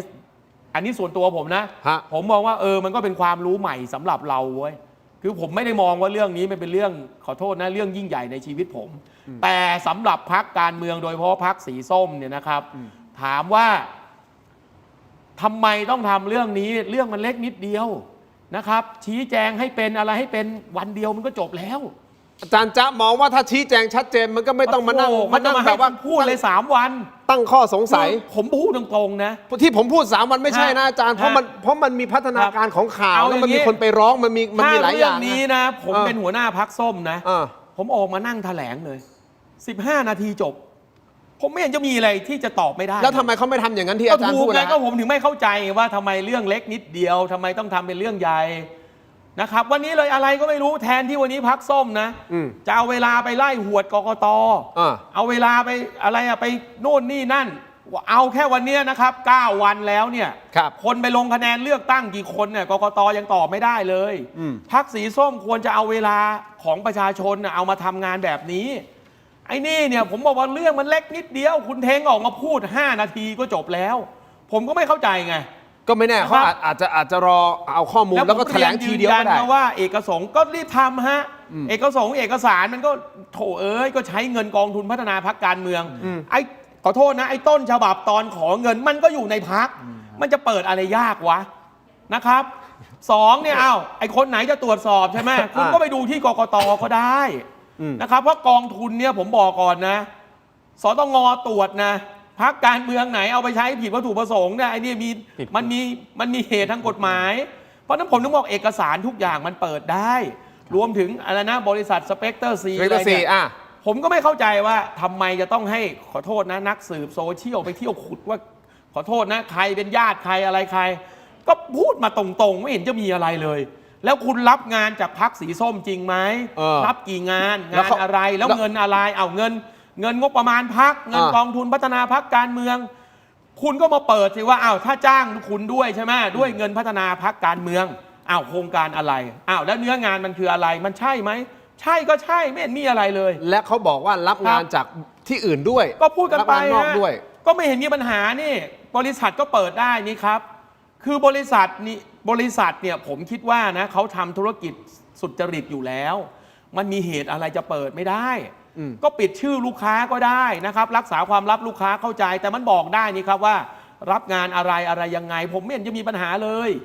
ยิ่งความสัมพันธ์กับอะไรนะกับกรรมการบริหารพรรคเนี่ยถ้ามั่นใจว่าไม่เกี่ยวนะครับก็โชว์ผู้ถือหุ้นคุณจะทำเป็นผังเหมือนเส้นเงินคุณก็ทำไปเถอะผมก็ไม่เข้าใจแล้วไอ้ประเด็นนี้ออกมามันเพื่อที่จะไปเบี่ยงเบนประเด็นเรื่องของกกต.หรือเปล่าคือผมบอกว่ามันเป็นเรื่องเสียเวลาของพรรคการเมืองที่มีสสตั้ง100 กว่าคนเนี่ยอย่างสีส้มรอบนี้ได้ทั้งเท่าไหร่นะ18 คนครับเทียบกับกังฟูนะมี6 คนใหญ่กว่ากี่เท่านะครับเกินกว่ากังฟูใหญ่กว่ากังฟูน่ะ20 เท่าแก้ปัญหาเรื่องกระจอกแค่นี้ยังแก้ไม่เป็นเลยคือผมมองว่าเป็นเรื่องเสียเวลานะก็ใช่ไงเสียเวลาที่พรรค118 คนเอาเวลามาแกะเรื่องนี้ถ้าอาจารย์บอกว่าเรื่องนี้เนี่ยมันแก้ง่ายมากนี่ไงผมก็ตั้งข้อสงสัยอาจารย์บอกว่าถ้ามันเรื่องแก้ง่ายทำไมไม่แก้ล่ะผมก็ต้องบอกพรรคส้มไงบอกว่าในฐานะที่ผมเนี่ยก็บริจาคให้ตอนตั้งพรรคนะเว้ย 3,000 บาทนะครับผมก็ต้องบอกว่าผมก็ด้วยความที่ชื่นชมแล้วก็สนับสนุนนักกิจกรรมคนรุ่นใหม่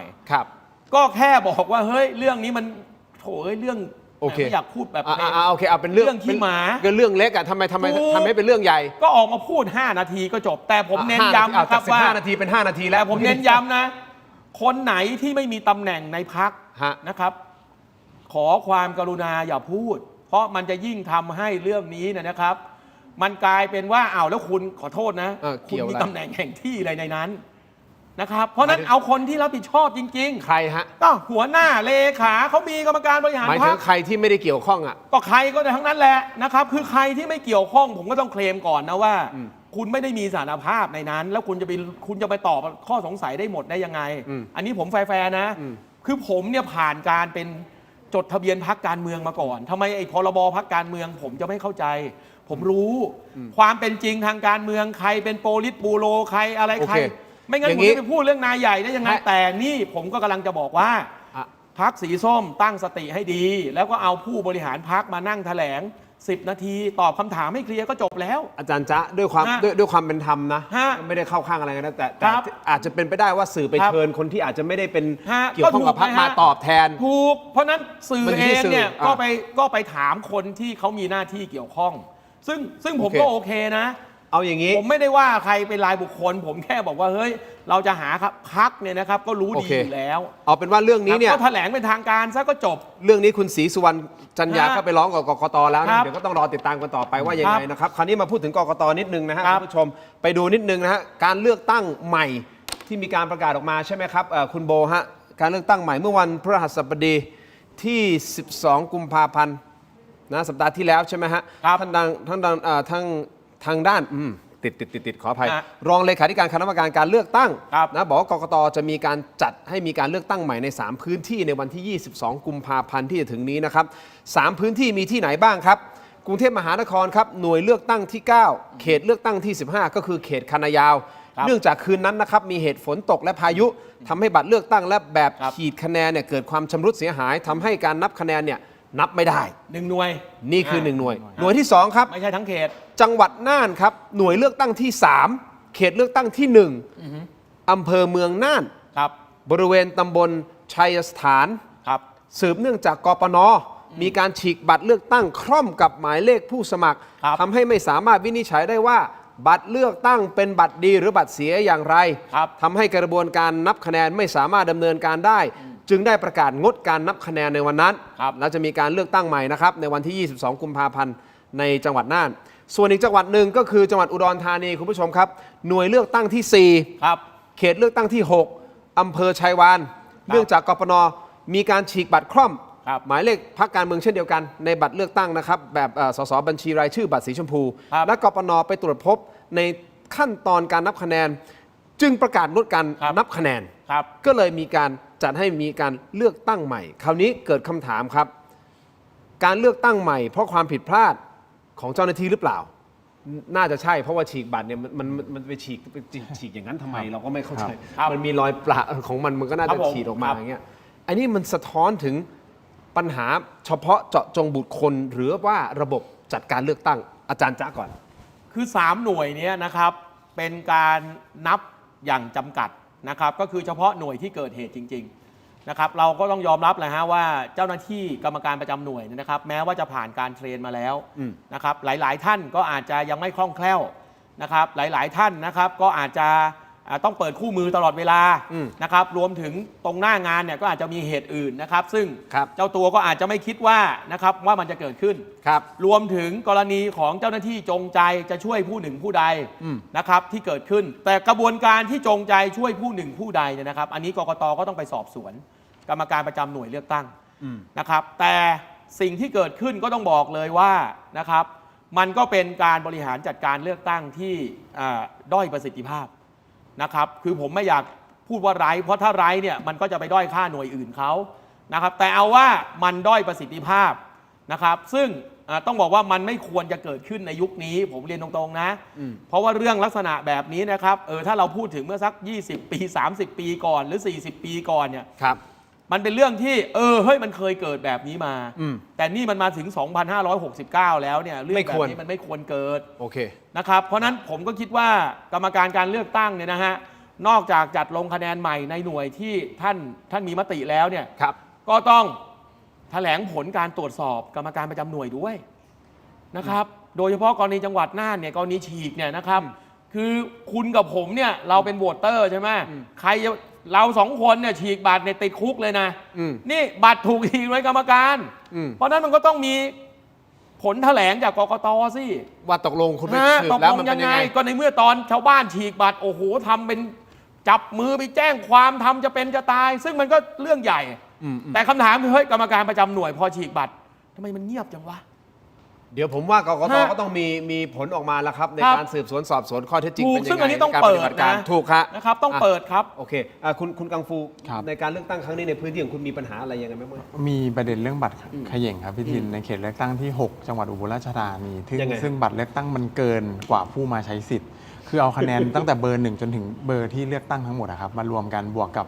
บผู้ไม่ประสงค์ลงคะแนน บวกกับบัตรเสียนะครับ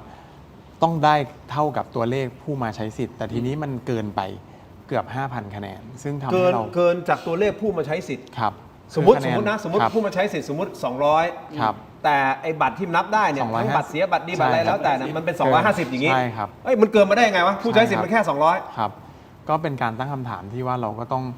งก็โอเคแหละด้วยความที่เราเป็นผู้สมัครนะครับแล้วเราก็ต้องเคารพกกตทุกอย่างกกตให้ทำอะไรเราทำตามระเบียบกกตอยู่แล้ว แต่ว่าถ้าเขตไหนที่มันมีประเด็นเราก็ต้องตั้งคำถามได้ เพราะว่าคะแนนมันไม่ใช่ความลับคะแนนเปิดเผยได้นะครับ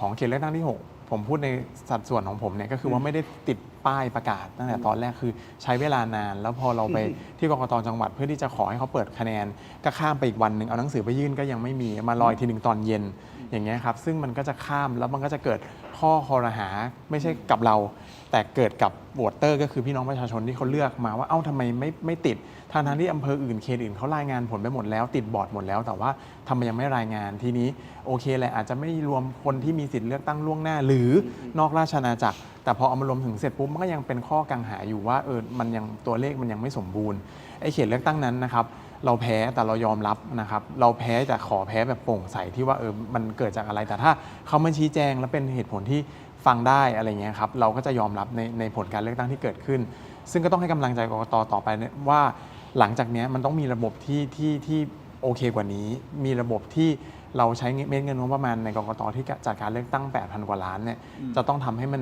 มันพัฒนาไปเรื่อยๆอย่าให้มันเป็นแบบนี้ ซึ่งเราต้องให้กำลังใจกกตด้วยในการที่จะตอบคำถามกับสังคม ตอบคำถามกับพี่น้องประชาชนทุกคนโดยที่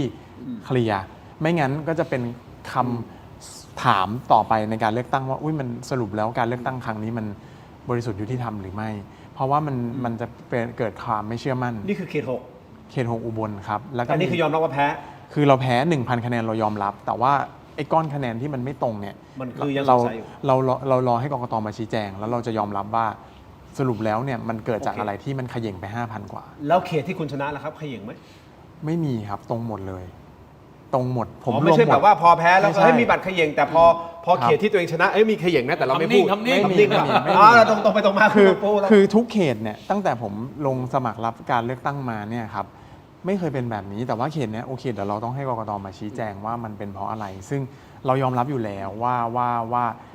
เราแพ้แต่ว่าเราจะได้ตอบกับโหวตเตอร์กับพี่น้องประชาชนที่เขายังคอรหาว่าทำไมติดช้ามีอยู่แค่อำเภอเดียวทำไมถึงติดช้าทำไมคุณไม่ติดเร็วกว่านี้แล้วบอร์ดที่รวมคะแนนน่ะทำไมรวมออกมาแล้วคะแนนมันไม่ได้มันไม่เท่ากันซึ่งตามหลักน่ะมันไม่ควรจะมีเขตเลือกตั้งอื่นอย่างเขตเลือกตั้งที่ 10 ของเราเนี่ยที่น้ำยืนเนี่ยที่เป็นบ้านผมเนี่ยก็รวมตัวเลขออกมามันตรง ซึ่งการที่จะเขียนบอร์ดคะแนนรายงานผลการเลือกตั้งเนี่ยมันต้องค่อนข้างแม่นยำแล้วก็ตัวเลขออกมามันต้องไม่มีผิดเป๊ะเลยใช่ครับซึ่งโอเคแหละกกตมีตั้ง400เขตเลือกตั้งเราก็ต้องอาจจะคนไม่เหมือนกันระบบ human error อะไรเงี้ยพี่เราก็ต้องให้โอกาส human error ถึงขนาดบัตรเขย่งเป็น ก็ เป็นพันๆ ก็ต้องตั้งคำถาม มันก็สงสัย ต้องตั้งคำถามให้เขามาชี้แจงให้โอกาสกกตทำหน้าที่มาชี้แจงกับสังคมให้ได้ แล้วทุกเขตที่คุณส่งคนไปนี่มีคนของเราตอนที่เขานับคะแนนมีคนไปเฝ้าเลยไหมไป มี ติดตาม เรา ไป ค้าน ดู แล้ว ไหม เราค้านตอนที่กำลังนับอยู่ว่าทำไม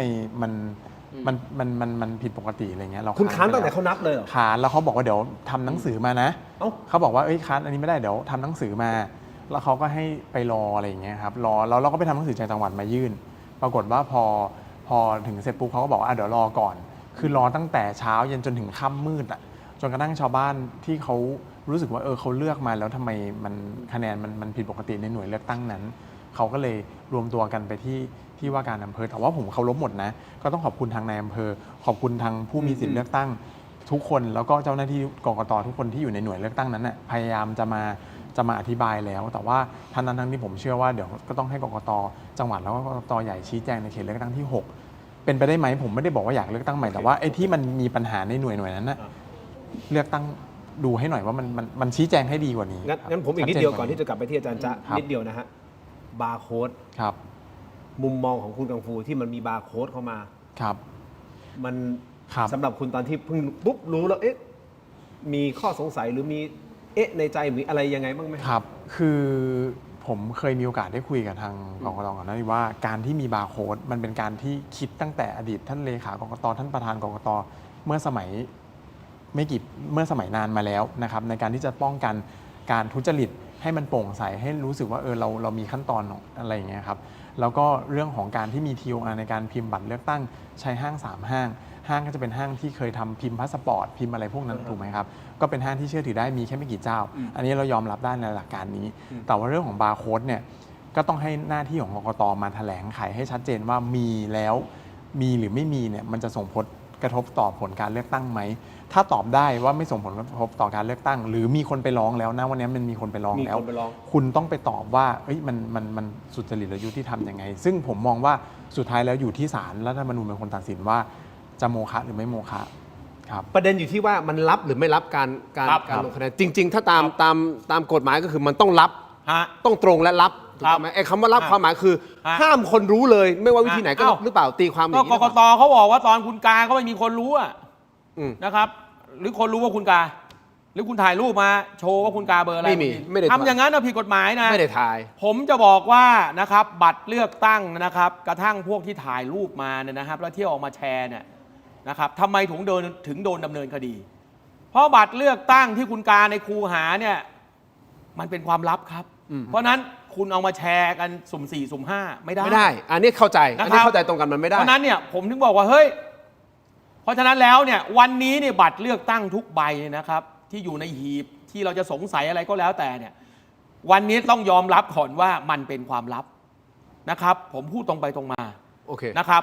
คราวนี้ประเด็นที่2เนี่ยนะฮะผมบอกกับคุณทินก่อนนะผมเนี่ยไม่ได้เห็นด้วยกับการทำงานของกกตเลยนะครับโดยเฉพาะไอ้เรื่องนี้ด้วยนะครับแต่ผมก็ต้องบอกว่าเหตุผลอีกมุมหนึ่งนะครับคือคนที่เขาบอกว่าเฮ้ยเนี่ยนะมีบาร์โค้ดมันทำให้ไม่รับนะครับขณะที่อีกมุมหนึ่งเนี่ยเขาก็บอกว่าเฮ้ยคำว่ารับมันไม่ได้แปลว่านะครับมันจะไม่ได้แปลว่าเจ้าหน้าที่ที่เกี่ยวข้องซึ่งเขาเป็นพนักงานเจ้าหน้าที่ตามกฎหมายเนี่ยจะไม่ได้เข้าถึงเอกสารพวกนี้เขาก็เลยไปยกเรื่องนู้นเรื่องนี้มากมายผมทำให้มันง่ายขึ้นนะครับผมไม่ได้บอกว่านี่เป็นเรื่องที่จะต้องว่ากันตามนี้นะแต่บอกว่าไอ้คนที่เขามองว่ากกตทำถูกก็มีครับเอกสารราชการเนี่ยฮะมันจะมีระเบียบสำนักนายกรัฐมนตรีว่าด้วยการรักษาความปลอดภัยแห่งชาติมันจะมีครับคุณเคยได้รับหนังสือครุฑใช่ไหมตีตารับมากรับที่สุดอะไรโน่นนี่นั่นถามว่าเอกสารพวกนี้ครับเจ้าหน้าที่ที่จะเข้าถึงมันได้นะมีเพราะว่าเขาต้องเก็บเป็นหลักฐานใช่ไหมครับต้องตีตารับออกเลขหนังสือคือมันมีคนที่ได้อ่านนะครับแต่เอาฟังก่อนดิแต่เจ้าหน้าที่ที่เข้าถึงเนี่ยมันไม่ใช่เจ้าหน้าที่ทุกคนนึกออกไหมครับใน1กรมเนี่ยเขาอาจจะมีแค่คน2คนก็ได้นะครับไอ้อย่างนี้เนี่ยเอกสารฉบับนี้เนี่ยนะครับใครเอาไปเผยแพร่ก็ถือว่าผิดกฎหมายนะครับเพราะมันเป็นเอกสารลับแต่อาจารย์จ๊ะอาจารย์จะเข้าไม่นะอาจารย์จ๊ะจะเอาเอกสารทางราชการมาเปรียบเทียบกับการเลือกตั้งบัตรเลือกตั้งมันเปรียบเทียบกันได้เหรอมันไม่ Apple คือ Apple อ่ะผมจะบอกว่าคนพูดเรื่องนี้ไม่ใช่ผมนะกกตเป็นคนพูดกกตเขาบอกว่าไอ้คนเข้าถึง QR code เขาเนี่ยมันมีกี่คนคือผมจะบอกว่าเวลาเราฟังเนี่ยคือเราต้องฟังทั้ง2ฝ่ายไม่ว่าเราจะชอบจะเกลียดกกตก็ต้องฟังเขาถูกต้องฟังเพราะอะไรครับเพราะว่าอย่าลืมว่าเรื่องนี้เนี่ยนะครับวันนี้มันก็ไปที่ผู้ตรวจการแผ่นดินแล้วซึ่งเรียกไปแล้วว่าจะให้เขาไปชี้แจงต้องชี้แจงแบบนี้แหละโอเคแต่อยากฟังมันจะ make sense ไม่ make sense ก็อีกเรื่องนึงถูกไหมครับคราวนี้ผมตอบแบบการเมืองเลยเพราะผมถนัดแบบการเมืองจัดมาอาจารย์จ้าการเมืองมาผมบอกเลยไอ้ที่คิดว่าจะโมฆะเนี่ยเพ้อเจ้ออันนี้เพ้อเจ้อไปไม่ถึงโอ้โหสอบหัวสว1,000 กว่าคนน่ะส่งฟ้องไป4 คนอัยการยังตีกลับสอบมาจะ2 ปีอยู่แล้วและถ้าคุณจะเล่นเกมถึงล้มโมฆะเนี่ยนะขอโทษนะครับหน่วยเลือกตั้งน่ะทั้งหมดน่ะ100,000 กว่าหน่วยกรรมการประจำหน่วยนะถ้าคุณเคลมว่าเนี่ยพวกเนี้ยเข้าถึงเอกสารแล้วมีสิทธิ์จะสแกนเอื้อประโยชน์ให้หัวคะแนน100,000 กว่าหน่วยนะครับคุณต้องสอบคนกี่คนวะคุณเอาแค่หน่วยละ10 คนก็ได้คูณเข้าไป100,000 หน่วยล้านคนแล้ว ขอโทษครับคุณตายแล้วยังสอบไม่เสร็จเลย ผมตายไปแล้วกี่ชาติเกิดใหม่ยังสอบไม่เสร็จเลย นี่ผมพูดตรงๆนะครับคือที่ผมพูดไม่ได้เข้าข้างนะ เข้าใจ แต่ผมว่าโดยกระบวนการเนี่ยเรื่องนี้ไอ้ใครที่บอกล้มแต่ผมเข้าใจคนที่สู้เรื่องนี้แล้วผมก็แฮปปี้ที่ทุกคนก็ต้องสู้ แม้ว่าชาตินี้เราจะไม่ได้เห็นผลแต่รุ่นเหลนเราอาจจะได้เห็นผล นั่นไม่ได้แปลว่าทำให้พวกเราต้องหยุดสงสัย แต่เราก็ต้องเห็นว่ากระบวนการมันเป็นแบบนี้นะครับอันนี้ในเชิงกระบวนการโอเค สองเนี่ยผมก็ต้องพูดคุณตรงๆนะยุคนี้ใครใหญ่ให้มันรู้บ้างอันนะฮะใครใหญ่ฮะก็ผมเคยพูดใช่ไหม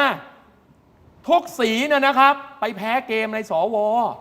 ผมเนี่ยแหกปากอยู่คนเดียวบอกเฮ้ยเลือกสวนี่สำคัญนะโว้ยแล้วเป็นไงล่ะพอสีน้ำเงินนะครับเขาพาเลทกันเข้ามาได้ตัดเขาสนอะไรที่ไหนวันที่26นี้เขาจะเลือกกกตอีก2คนคุณมีปัญญาไปทำอะไรเขาไหมคนที่จะค้านเขาอะให้มันรู้บ้างโว้ยว่ายุคนี้ใครใหญ่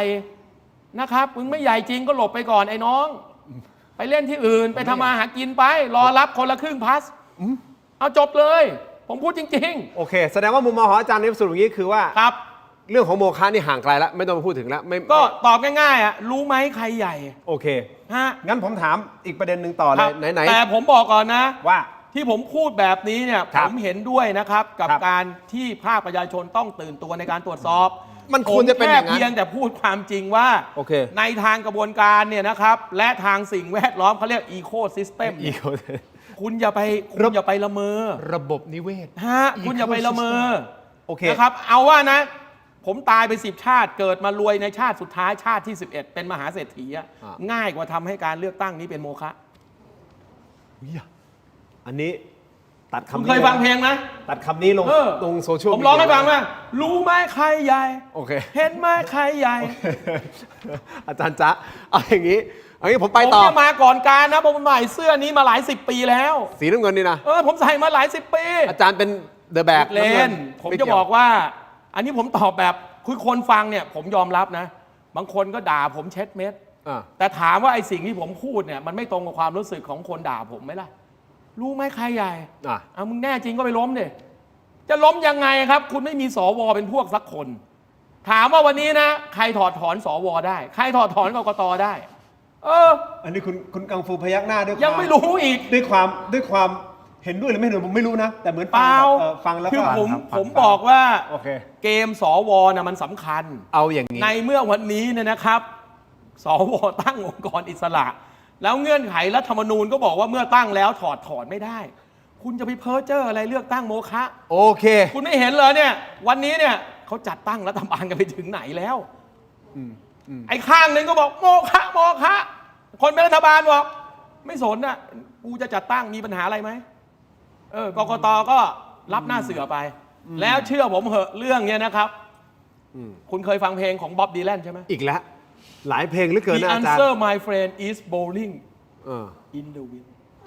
อีกหน่อยมันก็ลอยหายไปกับสายลมอย่างนี้รอรุ่นเหลนคุณน่ะคดีนี้อาจจะได้ตัดสิน ผมฟังอาจารย์จ๊ะพูดคุยกับคุณตู่จตุพรในรายการคุยข้ามช็อตนะครับคุณขวัญที่เป็นพิธีกรนะครับผมอันนี้ก็รู้จักกันอยู่นะครับคุยข้ามช็อตที่ PPTV ก็เถียงกันน่าสนใจซึ่งคุณตู่เขาวิเคราะห์แบบนี้เนาะพี่ตู่จตุพรพรหมพันธ์บอกว่าการเลือกตั้งครั้งนี้มีปัญหาเรื่องของความลับในการลงคะแนน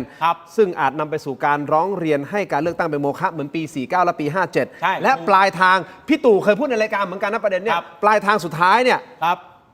การโมฆะมักจะตามมาด้วยการรัฐประหารและอาจารย์จะเถียงหัวขาดเลยบอกว่าตัวเองเรียนหลักสูตรวปอมามั่นใจว่าทหารยุคนี้ไม่มีวันนี้ผมก็ยังพูดเหมือนเดิมแต่ต้องบอกก่อนนะผมกับพี่ตู่เถียงกันเนี่ยจริงๆนะรักกันมากนะครับกินข้าวเฮฮากันเป็นประจำนะครับแต่ว่านี่คือตัวอย่างของสิ่งที่บอกว่าเฮ้ยเราเห็นไม่เหมือนกันแต่เราก็เคารพนับถือกันได้นะครับผมยังยืนยันว่านะครับหน่วยกำลังทหารเนี่ยไม่มีไอเดียเรื่องนี้โอเคนะครับแล้วข้อมูลเรื่องนี้เนี่ยถามว่านะครับใครจะไปรู้อินไซต์ได้ดีเท่ากับผมเพราะคนที่เขาคุมกำลังเขาเรียนอยู่ด้วยกันนะครับ connection ก็จะบอกคอนเน็กชันจะอะไรก็แล้วแต่นะครับแต่คำถามก็คือว่ามันไม่มีการคุยกันเรื่องนี้เลย นะครับ วันนี้เนี่ยนะฮะผมบอกให้นะ อาจารย์จ๊ะด้วยความเคารพอาจารย์จ๊ะ มี เขา แต่ ไม่ ถามผมว่าอะไรรู้ไหม ถามว่าอะไรฮะ มีแต่ถามผมว่าสีไหนจะผสมกับสีไหนก็เหมือนชาวบ้านทั่วไป เอาอย่างนี้อาจารย์ ถ้าสมมุติเกิดผมคือเราไม่อยากเห็นอยู่แล้วนะครับ ผมถูกครับ แต่จริงๆอ่ะถ้าเขาจะรัฐประหารจริงๆเขามันคงไม่มานั่งคุยกันในวปอแล้วบอกเราจะ ไม่ รัฐ จริ ป ง ระ ค หา รับ ร ไม่จริงครับ ผมเถียงขาดใจ เอาละฮะ เพราะอะไรครับ เอาละ เพราะคนลงมือปฏิบัติเนี่ย คือเลเวลระดับนี้ โอเค ผมจะบอกให้นะ เดี๋ยวจะมีหมายสารล่อนมาหา อ๋อ พวก ไม่ รา เลย เอาข้อเท็จจริงเลย โอเค ไอตอนลุงตู่ยึดอำนาจเนี่ย เอ้า คนลงมือยึดนะครับ ฮะ พันโทครับ โอเค ไม่เกี่ยวเลย ไม่มีผบทบคนไหนครับ มาลงมือขอโทษนะมาลงมือยึดอำนาจไม่มีครับ ไอคนลงมือยึดจริงๆเนี่ยคือระดับปฏิบัติการ ซึ่งก็เป็นแบบนี้ทุกวงการเหมือนคุณแย่งชิงตัวประกันน่ะผบตรที่ไหนจะไปทำหน้าที่แทนหน่วยสวัสดิ์ อ่ะ นะครับ โอเค มันหลักการเดียวกัน งั้นผมขอจบเรื่องนี้ ครับ แต่ว่ามีอีกคำถามหนึ่ง ครับ ไอ้เลือกตั้งใหม่ที่จะเกิดขึ้น3เขตอะผมอย่างสงสัยเหมือนกันนะว่าสรุปแล้วเนี่ยเขาจะใช้บัตรเลือกตั้งประเภทไหนเนี่ยแบบมีบาร์โค้ดหรือไม่มีบาร์โค้ด ต้องเป็นแบบเดิม ต้องเป็นแบบเดิมใช่ไหม ใช่ครับ ถ้าเป็น2เวอร์ชันเท่ากับการเลือกไม่ใช่บัตรเดียวกันทั้งประเทศก็จะผิดกฎหมายเลือกตั้งอีก แสดงว่าก็ต้องเป็นบัตรเดิม บัตรแบบ แบบเดิม ใช่ครับ ที่มีบาร์โค้ดอยู่ ครับ มี QR โค้ดอยู่ ครับไม่งั้นมี จบ 2เวอร์ชันมี2เวอร์ชันปุ๊บเดี๋ยว เรื่องใหญ่ อันนี้ เลย โมฆะเลย ครับ อ๋อถ้า ครับ 2เวอร์ชันโมฆะ ครับ เพราะฉะนั้นแบบก็ต้องเป็นแบบเดิม ต้องเป็นแบบเดิมครับ อันนี้น่า ก็ อันนี้ผมคิดใน คือผมน่ะไม่มีอะไรนะ ใครจะส่งใครไปสังเกตการณ์ก็เอาที่สบายใจ โอเค นะครับ แต่ผมเรียนว่าอย่าไปทำอะไรผิดกฎหมาย ใช่ โอเค ครับเพราะถ้าท่านทำผิดกฎหมายนะ โดนดำเนินคดีเนี่ยนะครับ เดี๋ยวมันจะไม่ทันไปร้องกกต อ่ะเดี๋ยวรอดูกันต่อไปนะครับ ว่า ครับ สุดท้ายเนี่ยท่านผู้ตรวจการแผ่นดินจะว่ายังไง ครับ ประเด็นนี้นะฮะทางกกตจะไปชี้แจงอย่างไรกับท่าน ครับ ผู้ตรวจการแผ่นดินเดี๋ยวคงมีรายงานความคืบหน้านะครับ แต่ล่าสุดนะคุณผู้ชม ครับ มีกระแสข่าวนะพูดถึงผู้ที่จะมาดำรงตำแหน่งประธานสภา ครับ กระแสข่าวนะคุณผู้ชม คือคุณกังฟู พูดเล่น คุณเคยมารายการด้วยหลายครั้งแล้ว ครับ คุณพารดรปริศนานันทกุลฮะ สสอ่างทอง 5 สมัยก็คือ ครับ คุณแบทฮะคุณลูกแบทครับ ครับผม อาจารย์จะคิดว่า ทำไมจะเป็นไปไม่ได้ล่ะ เหมาะสมนะ ก็ท่านก็ไปรองประธานสังกัดพรรคการเมืองอันดับหนึ่ ครั ง บก็เหมาะสม นะครับ แล้วก่อนโทรตำแหน่งนี้เนี่ยนะ ผมบอกว่าสมาชิกยอมรับซะอย่างนะครับ ใครๆก็ได้รับความไว้วางใจได้ นี่ฮะ ผมไม่ได้แปลกอะไรเลยนะครับ แสดงว่า ครับ แต่เมื่อวานนี้เขายังคุยกันว่าเป็นคุณโสพลซาลัมอยู่เลยนะ แล้วอยู่ดีมาเป็นคุณแบทแล้ว แต่ผมพูดตรงๆนะ ว่า ข่าวที่ออกมาเนี่ยเหมือนเตะสกัดไม่ให้คุณแบทเป็นรัฐมนตรี ทำไม อ้าวคุณมาเป็นประธานสภาผู้แทนราษฎรคุณเป็นรัฐมนตรีได้ไง อ๋อ ถูกไหมฮะ ฮะ ตอนนี้คุณแบทกำลังโชว์ฝีมือเรื่องอะไรจ่ายเงินเยียวยาน้ำท่วมอยู่ อ๋อ เขาเป็นรัฐมนตรีสำนักนายกทำไมจะให้เขาเป็นรัฐมนตรีว่าการเอากระทรวงเกษตรสัก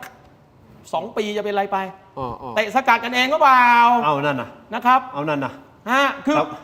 คือแยกเรื่องกันนะทิน ครับ ด้วยความสามารถคุณแบทน่ะเป็นได้ ครับ ตำแหน่งนี้แล้วเหมาะสมไหมในมุมผมเหมาะสม อืม นะครับ ความรู้ความสามารถดี ฮะ นะครับ แต่ในอีกมุมหนึ่งก็ต้องบอกว่าพรรคสีน้ำเงินเองเนี่ยนะครับ แม้ว่าคืออำนาจเบ็ดเสร็จแล้วล่ะนะครับในการจัดรัฐบาลแต่ปัญหาในพรรคที่เรารู้กันก็คือว่ามีสมาชิกเยอะ แต่เก้าอี้มันมีน้อยนะครับ ผมก็เลยแค่สงสัยว่าไอ้ข่าวที่ออกมาเนี่ย เพื่อ ไปเตะสกัดไม่ให้ไปแข่งตำแหน่งรัฐมนตรีว่าการหรือเปล่าเท่านั้นเอง โอเค นะครับ แต่ที่แน่ๆคุณผู้ชมท่านหนึงบอกว่าจัดยาแก้ท้องเฟ้อให้ด่วนนะฮะพี่ทิน แนะนำเลยฮะ ครับ แก้ท้องอืดท้องเฟ้อรักษาลำไส้อักเสบฆ่าเชื้อโรคในลำไส้ ครับ ยาธาตุน้ำขาวตราหารคู่ ฮะ 49 บาทฝาสีฟ้าแบบนี้ ครับ จัดไป จัดไป ชุใหญ่ แล้วจัดให้ผมป่ะ ให้เสียอาจารย์ ไหนแล้วส่งมาดิ เอาเลยไหม ชูแล้วไม่ให้เลย เอาไงดีอะเอาไปมันไปไม่ถูกเลยเอางี้เอางี้ นี่ลงเลือกตั้งไม่ได้เนี่ยถือว่านั่นนะเนี่ยถือ ขอ ว่า อนุญาตก่อนตามลำดับแล้วกัน ถือว่าไม่รักษาสัญญานะเนี่ยส่งมาเลย งั้นผมเอานี้ก่อน ได้ เพราะว่าผมกังวลอาจารย์เขาใช้เสียงเยอะนะ ใช่ครับ เสียงเยอะเลยเดี๋ยวเสียงเยอะ ครับผม เจ็บคอนี่อันนี้ก่อนนะครับ ขอบคุณครับ นี่นะฮะ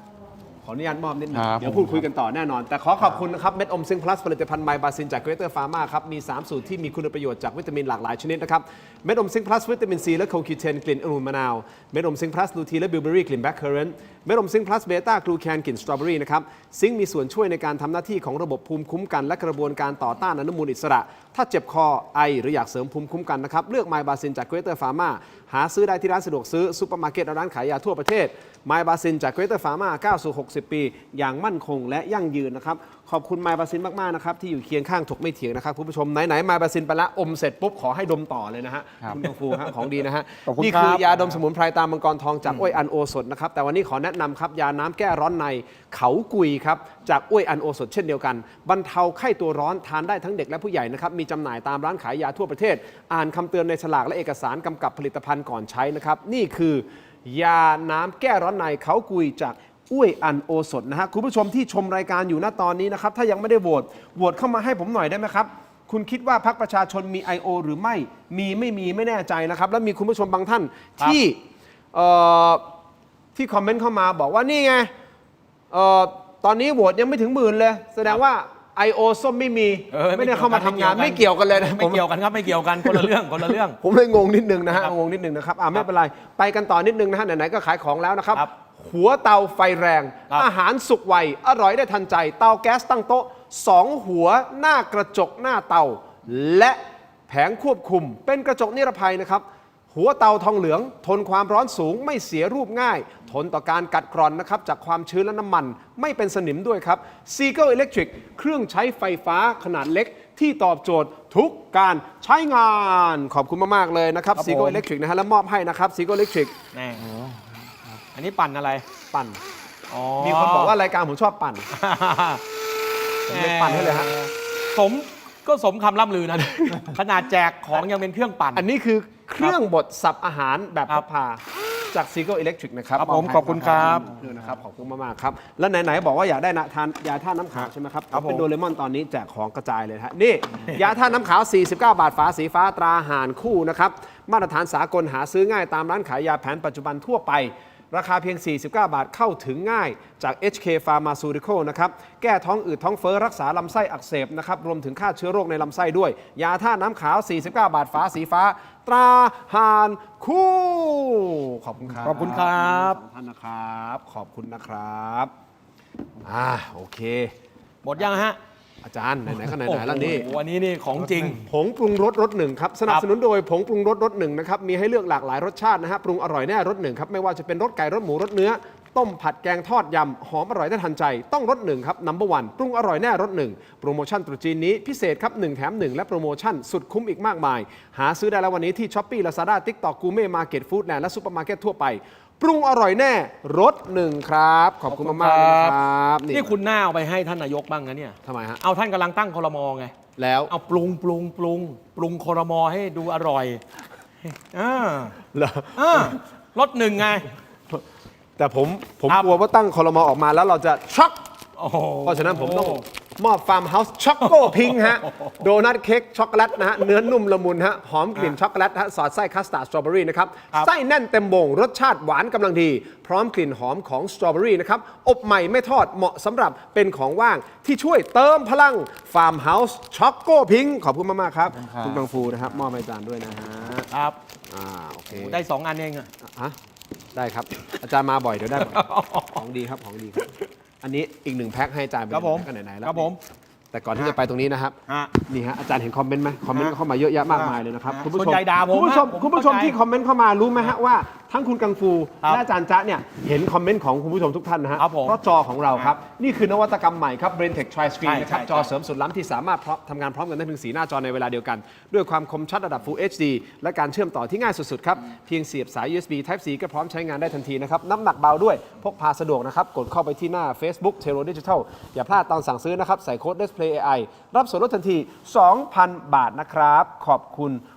มากๆครับนะฮะคุณผู้ชมอย่างนี้นะครับไหนก็ไหนละเนี่ยฮะครับไหนก็ไหนละไหนผมไม่รู้คุณกังฟูครับจะเป็นรัฐบาลหรือจะเป็นฝ่ายค้านแต่ผมขอมอบผงซักฟอกให้ก่อนฮะอันนี้ เตรียมไว้ก่อน ครับ ถ้าเป็นฝ่ายค้านก็ซักฟอกรัฐบาลไป แต่ถ้าเป็นฝ่ายรัฐบาลก็ซักเสื้อผ้าตัวเองได้ ครับผม ขอบคุณมากๆนะครับ ขอบคุณ นี่ฮะ ครับ บริษัทสะดวกสะอาดปลอดภัยจำกัดคือผู้ผลิตผงซักฟอกแบรนด์ไทยแท้ที่อยู่เบื้องหลังสินค้าคุณภาพในร้านค้าชั้นนำมากมายไม่ว่าจะเป็นแบรนด์คุ้มค่าแบรนด์ Clean Action ของ 7-Eleven และ Lotus นะฮะแบรนด์แชมป์ของ CJ Express แบรนด์ Clean D ของ Big C นะครับและก้อนดับกลิ่นโถปัสสาวะชายแบรนด์แอปดีไซน์สวยห้องน้ำหอมครับสนใจสั่งซื้อหรืออยากผลิตผงซักฟอกในแบรนด์ของตัวเองติดต่อได้ทุกช่องทางที่ชื่อว่า Thai Detergent Thai Detergent ทุกช่องทางนะครับขอบคุณมากๆเลยนะครับเอาแหละคุณผู้ชมนอกเหนือจากนี้นะครับคุณผู้ชมสามารถที่จะเลี้ยงข้าวน้องๆทีมงานของผมผู้น่าสงสาร น่สง เรา กลย สามารถที่ น่าส จะ งสารมากเลยอ้วนท้วนทุกคนเลย ใช่ครับเติมรอยยิ้มให้ทีมถก ครับ เติมรอยยิ้มให้ทีมถกเดือนละ 35 บาทครับ เดือนละ 35 บาทเท่านั้นสามารถที่จะเติมรอยยิ้มให้ทีมถกได้นะครับโดยการสมัครเข้ามาเป็น Tero Digital Premium IO ป่ะเนี่ย ไม่ IO ไม่ใช่ใช่ไหม ไม่เอา 35 บาทนี่ไม่ใช่ IO นะ ไม่ IO ไม่ IO นี่ของจริง แล้วเนี่ยเราต้องขอบคุณคุณบีไลท์โลโก้อีกไหมฮะวันนี้คุณบีไลท์โลโก้มอบสมาชิกให้กับเพื่อนๆสมาชิกแล้วนะฮะ5 คนนะฮะเมื่อวานนี้มอบกันไป70 คนวันนี้มอบให้5 คนนะฮะคุณบีไลท์โลโก้ขอบคุณมากๆเลยนะครับขอบคุณมากๆนะครับเพราะฉะนั้นอย่าลืมนะฮะร่วมมาเป็นTero Digital Premium กับเรานะครับซึ่งคุณจะได้รับคอนเทนต์ที่ไม่เปิดที่ไหนยกเว้นในพรีเมียมคุณจะได้เห็นได้ดูและหลังจากที่คุณเป็นสมาชิกปุ๊บเนี่ยเวลาคุณคอมเมนต์คุณจะมีกากบาทหลังชื่อครับซึ่งเป็นโลโก้ของถกนะฮะเนี่ยกากบาทแบบนี้อยู่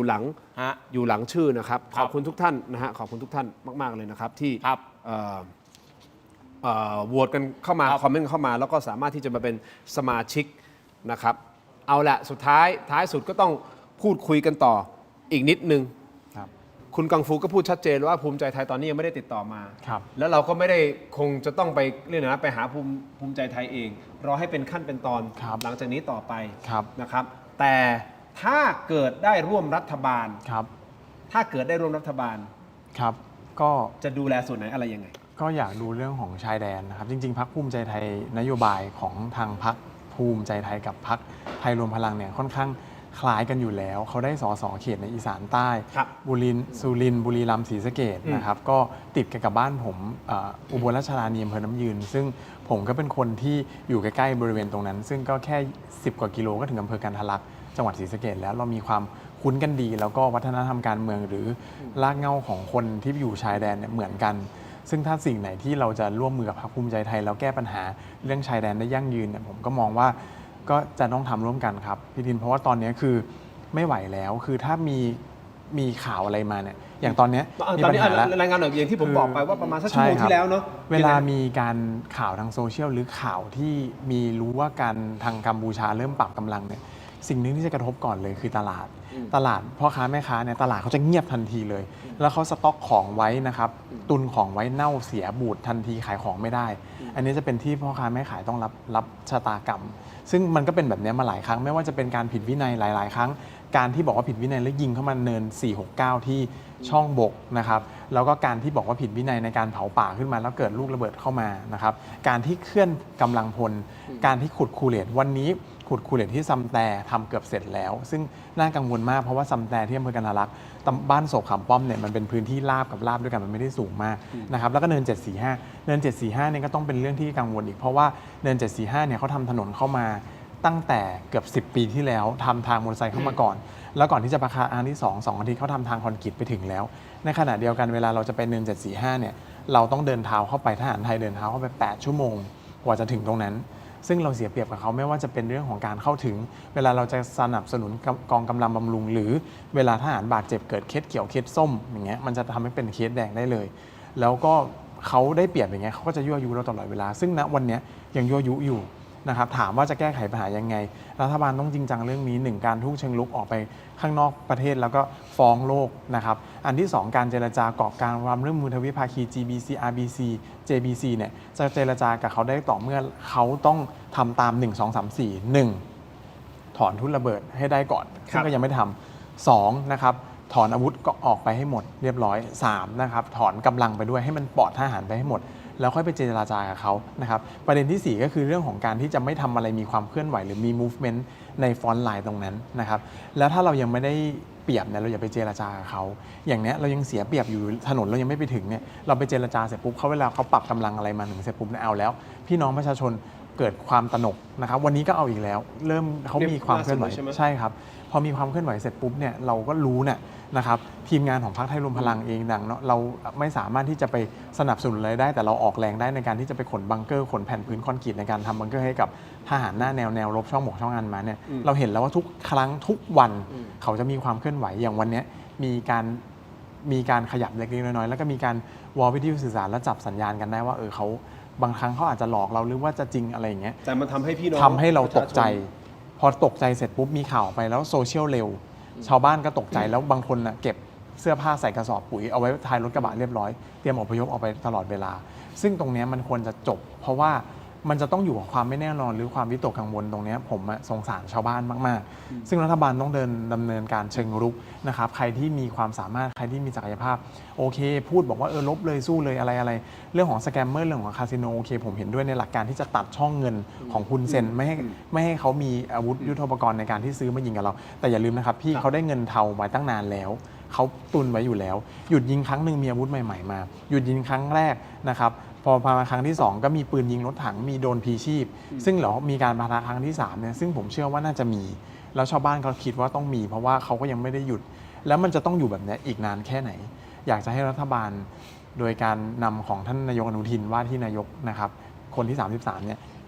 ลงไปทำตรงนี้ได้แบบมีประสิทธิภาพแล้วก็มีรูปธรรมซึ่งผมเองไม่ว่าจะเป็นฝ่ายไหนผมก็ยินดีที่จะไปสนับสนุนตรงนี้เพราะว่ามันนานมากแล้วครับอาจารย์จ๊ะก็เป็นลูกหลานของทหารโจทย์ใหญ่ของรัฐบาลชุดต่อไปนี่คือโจทย์ใหญ่ของรัฐบาลชุดต่อไปใช่เรื่องของชายแดนไทยกัมพูชาก็ถูกแล้วเพราะว่าคะแนนเสียงที่พรรคภูมิใจไทยได้รับอย่างท่วมแผ่นดินนะครับมันปฏิเสธไม่ได้หรอกครับก็คือผลงานเรื่องการปกป้องอธิปไตยนะครับและท่านนายกเองเนี่ยท่านก็พูดเมื่อวานนี้ใช่ไหมครับว่าภูมิใจไทยนะครับจะรับผิดชอบกระทรวงด้านเศรษฐกิจแล้วก็ด้านความมั่นคงนะครับซึ่งกรณีพื้นที่ชายแดนเนี่ยทั้ง2เรื่องเนี่ยมันสัมพันธ์กันอยู่แล้วนะครับเพราะฉะนั้นแล้วเนี่ยนะครับเราก็ต้องมาคอยติดตามกันนะครับว่ารัฐบาลหน้านะครับท่านนายกคุณศรีหศักดิ์นะครับคุณเอกนิติคุณสุภจีและอีกหลายๆท่านเนี่ยนะครับจะสามารถนะครับที่จะสร้างความได้เปรียบนะครับหรือบทขยี้อังเคิลเนี่ยนะครับให้พี่น้องตามแนวชายแดนเนี่ยนะครับเขากินอิ่มนอนหลับไม่ต้องทุกอกทุกใจเนี่ยนะครับได้อย่างไรนะครับด้วยนโยบายอย่างไรนะครับแต่ว่าผมพูดตรงๆนะครับวันนี้คนไทยแทบทั้งประเทศเนี่ยนะครับต้องบอกว่าให้ความมั่นใจกับคุณอนุทินว่าท่านเป็นนายกรัฐมนตรีที่จะทำเรื่องนี้ได้นะครับเพราะฉะนั้นแล้วเนี่ยก็อย่าให้ประชาชนผิดหวังนะครับเพราะว่าท่านได้รับคะแนนเสียงท่วมท้นเพราะเรื่องแบบนี้แล้วท่านก็ทำได้ดีมาโดยตลอดนะครับแต่ว่าปัญหามันยังไม่จบนะครับเพราะนั้นเมื่อเป็นรัฐบาลที่มีอำนาจเต็มคะแนนเสียงท่วมท้นอย่างนี้นะครับพี่น้องประชาชนเขาก็อยากจะให้ปิดให้จบนะครับจะด้วยวิธีไหนก็สุดแท้แต่แสดงว่ากระทรวงกลาโหมที่พรรคภูมิใจไทยแน่นอนก็ต้องอย่างนั้นแล้วกระทรวงเกษตรและสหกรณ์ล่ะครับที่ตอนแรกอยู่กับท่านธรรมนัสตอนนี้ก็ภูมิใจไทยครับคือผมขอพูดสั้นๆนะกระทรวงเกษตรเนี่ยเรื่องความสำคัญทางการเมืองเนี่ยคือหลายท่านพูดมาแล้วนะครับผมคงไม่พูดซ้ำนะครับเพราะว่าก็เกี่ยวข้องกับผู้คนจำนวนมากทุกคนรู้ดีนะครับแต่ผมเรียนย้ำนะครับนี่คือข้อมูลที่มันเป็นจริงเหตุที่ภูมิใจไทยจะต้องเข้าไปคุมกระทรวงเกษตรนะครับโอเค1เรื่องทางการเมืองแต่ประเด็นที่สำคัญที่หลายคนไม่ทราบก็คือว่าการเจรจาเปิดตลาดการค้าของเรากับคู่ค้ารายใหญ่นะครับคืออเมริกาเรื่องภาษี 19% ครับแล้วก็เขตการค้าเสรีไทย EU เนี่ยมันไม่คืบหน้าเลยมาเป็นเวลา2ปีแล้วนะครับเพราะอะไรครับผมพูดเลยนะฮะเพราะว่ารัฐมนตรีว่าการกระทรวงเกษตรกับนายกรัฐมนตรีเนี่ยนะครับสังกัดกันคนละพรรคเพราะฉะนั้นเนี่ยนะครับเวลาคณะเจรจาเนี่ยเขาลงรายละเอียดเวลาจะไปเจรจากับ EU กับสหรัฐอเมริกาเนี่ยเขามีข้อเสนอเจรจาเรื่องสินค้าเกษตรครับความไม่มีเอกภาพในทางนโยบายเนี่ยมันทำให้เราเนี่ยไม่สามารถที่จะมีท่าทีที่ชัดเจนในการที่จะ เจรจาต่อรองกับคู่ค้าของเรา ซึ่งเป็นตลาดใหญ่มากนะครับเอาเป็นว่าขนาดเราโดนภาษีเจรจา FTA ยังไม่เสร็จนะอาหารหมาอาหารแมวเนี่ยเรายังขายเป็นที่หนึ่งเพราะนั้นถ้าปิดจ็อบนี้ได้เนี่ยนะครับตลาดส่งออกเราเนี่ยนะครับมันจะเพิ่มขึ้นอีกหลายเท่าตัวซึ่งอันนี้เนี่ยเป็นความจำเป็นที่พรรคภูมิใจไทยเนี่ยต้องทำงานนี้ให้เสร็จเพราะนี่มันคือเครดิตของคุณสุภจีตัวตึงของพรรคภูมิใจไทยถ้าเป็นอย่างที่อาจารย์จะวิเคราะห์แบบนี้นั่นหมายความว่าร้อยเอกธรรมนัฐไม่ได้คุมแน่นอนกระทรวงเกษตรแล้วจบแล้วก็จบแล้วฮะแต่ผมก็จะบอกพรรคสีเขียวนะจริงๆแล้วเนี่ยนะครับพรรคสีเขียวเนี่ยสไตล์การทำงานเนี่ยก็คือถึงลูกถึงคนนะครับเพราะนั้นแล้วเนี่ยการไม่ได้คุมกระทรวงเกษตรไม่ได้แปลว่าโลกใบนี้มันจะพังท่านนะครับเป็นพรรคการเมืองทำงานเพื่อประชาชนผมเสนอแนะ2กระทรวงเลยว่ากระทรวงที่1นะครับกระทรวงสาธารณสุขครับสาธารณสุขกระทรวงนี้นี่มาเฟียเยอะบริษัทยาบริษัทอาหารอะไร ATK วัคซีนนัวเนียไปหมดเครื่องมือเครื่องมือแพทย์กระทั่งกระเป๋ายาสามัญประจำบ้านมีมาเฟียทั้งนั้นถ้าผู้กองนะครับไปปราบมาเฟียพวกนี้ได้เนี่ยโอ้โหชาวบ้านแซ่ซ้องสรรเสริญเพราะอะไรครับเพราะมันจะนำมาสู่เรื่องของการปฏิรูประบบสุขภาพได้โอเคนะครับประเด็นต่อมาอีกกระทรวงหนึ่งเพราะผมเห็นพรรคนี้ชอบหาเสียงเรื่องแก้ที่ดินทำกินคุณธรรมนัสก็ทราบดีผู้กองธรรมนัสก็ทราบดีว่าปัญหาใหญ่ที่สุดวันนี้นะครับมันคือที่ดินทำกินในเขตป่านะครับซึ่งวันนี้เนี่ยมันเอาไปออกโฉนดไม่ได้ขณะเดียวกันเนี่ยนะครับไอการที่กระทรวงทรัพยากรจะไปจัดที่ดินให้ชาวบ้านอยู่ในพื้นที่ป่าเนี่ยนะครับมันก็ล่าช้าเพราะนั้นถ้าผู้กองเนี่ยไปเป็นรัฐมนตรีว่าการกระทรวงทรัพยากรธรรมชาติและสิ่งแวดล้อมแล้วเข้าไปแก้ไขปัญหาเดือดร้อนเรื่องที่ดินทำกินไอ้ที่ถูกป่าสงวนอุทยานไปประกาศทับซ้อนกันเนี่ยกระทรวงทรัพย์นะไปแกะเรื่องนี้ได้เนี่ยนะครับโอ้โหรับรองว่าเป็นฮีโร่แน่นอนนะครับ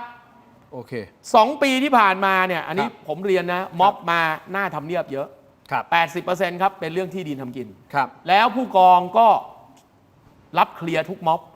เพราะฉะนั้นแล้วเนี่ยถ้าวันนี้มีโอกาสไปทำงานในตำแหน่งรัฐมนตรีทรัพยากรธรรมชาติแล้วก็ไปแกะเรื่องนี้ได้สำเร็จมีอะไรที่พรรคกล้าทำจะไม่ได้คะแนนผมพูดตรงๆก็คือว่าการที่ท่านมีท่าทีว่าท่านไม่ได้ติดยึดกับกระทรวงเกษตรอันนี้เป็นท่าทีที่ดีผมก็แค่มาเสนอแนะว่าไหนๆท่านก็ไม่ได้ติดยึดกับกระทรวงเกษตรแล้วเนี่ยนะครับก็มีอีก2กระทรวงซึ่งท่านสามารถปั้นผลงานได้นะครับครับต้องรอดูกันต่อไปคุณผู้ชมครับเพราะเราก็ติดตามกันอยู่นะฮะว่าสุดท้ายสุดนะครับพรรคกล้าทำจะออกมาในรูปแบบไหนและถ้าร่วมรัฐบาลก็จะออกมาในรูปแบบไหนนะส่วนคุณกังฟูรอความชัดเจนแล้วกันเราเป็นพรรคบอกว่าจะพรรค6 เสียงที่รอการทาบทามมาไม่มีปัญหาเลยครับให้เกียรติพรรคอันดับ1แล้วก็ผมก็ไม่ว่าจะตรงไหนก็ทำงานได้ไม่ว่าจะตรงไหนครับฝ่ายบริหารนิติบัญญัติก็มันก็ชัดเจนอยู่แล้วครับได้ครับคุณรอใช่ไหมครับผมก็รอคุณมา3 ปีกว่าคุณจะมาออกรายการผมขอบคุณมากครับเมื่อครั้งที่แล้วคุณมาคุณรู้ไหมว่าคุณทำอะไรไปทำอะไรไหมตอนจบใกล้จบรายการมีทำอะไรครับผมจำเป็นร้องเพลงจำได้ไหมร้องเพลงแล้วนะดาวมีไว้เบิ่งครับดาวมีไว้เบิ่งใช่ไหมฮะดาวมีไว้เบิ่งครับแล้ววันนี้จะมาในบทเพลงอะไรครับยังไม่ได้ไม่งั้นเดี๋ยวอาจารย์จ้าจะร้องแล้วนะอาจารย์จ้าร้องได้เลยครับผมร้องมาแล้วไงรู้ไหมใครใหญ่เห็นไหมใครใหญ่ผมร้องมาแล้วสักท่อนมีอะไรไหมก็เอาเพลงเดิมแล้วกันครับเพลงเดิ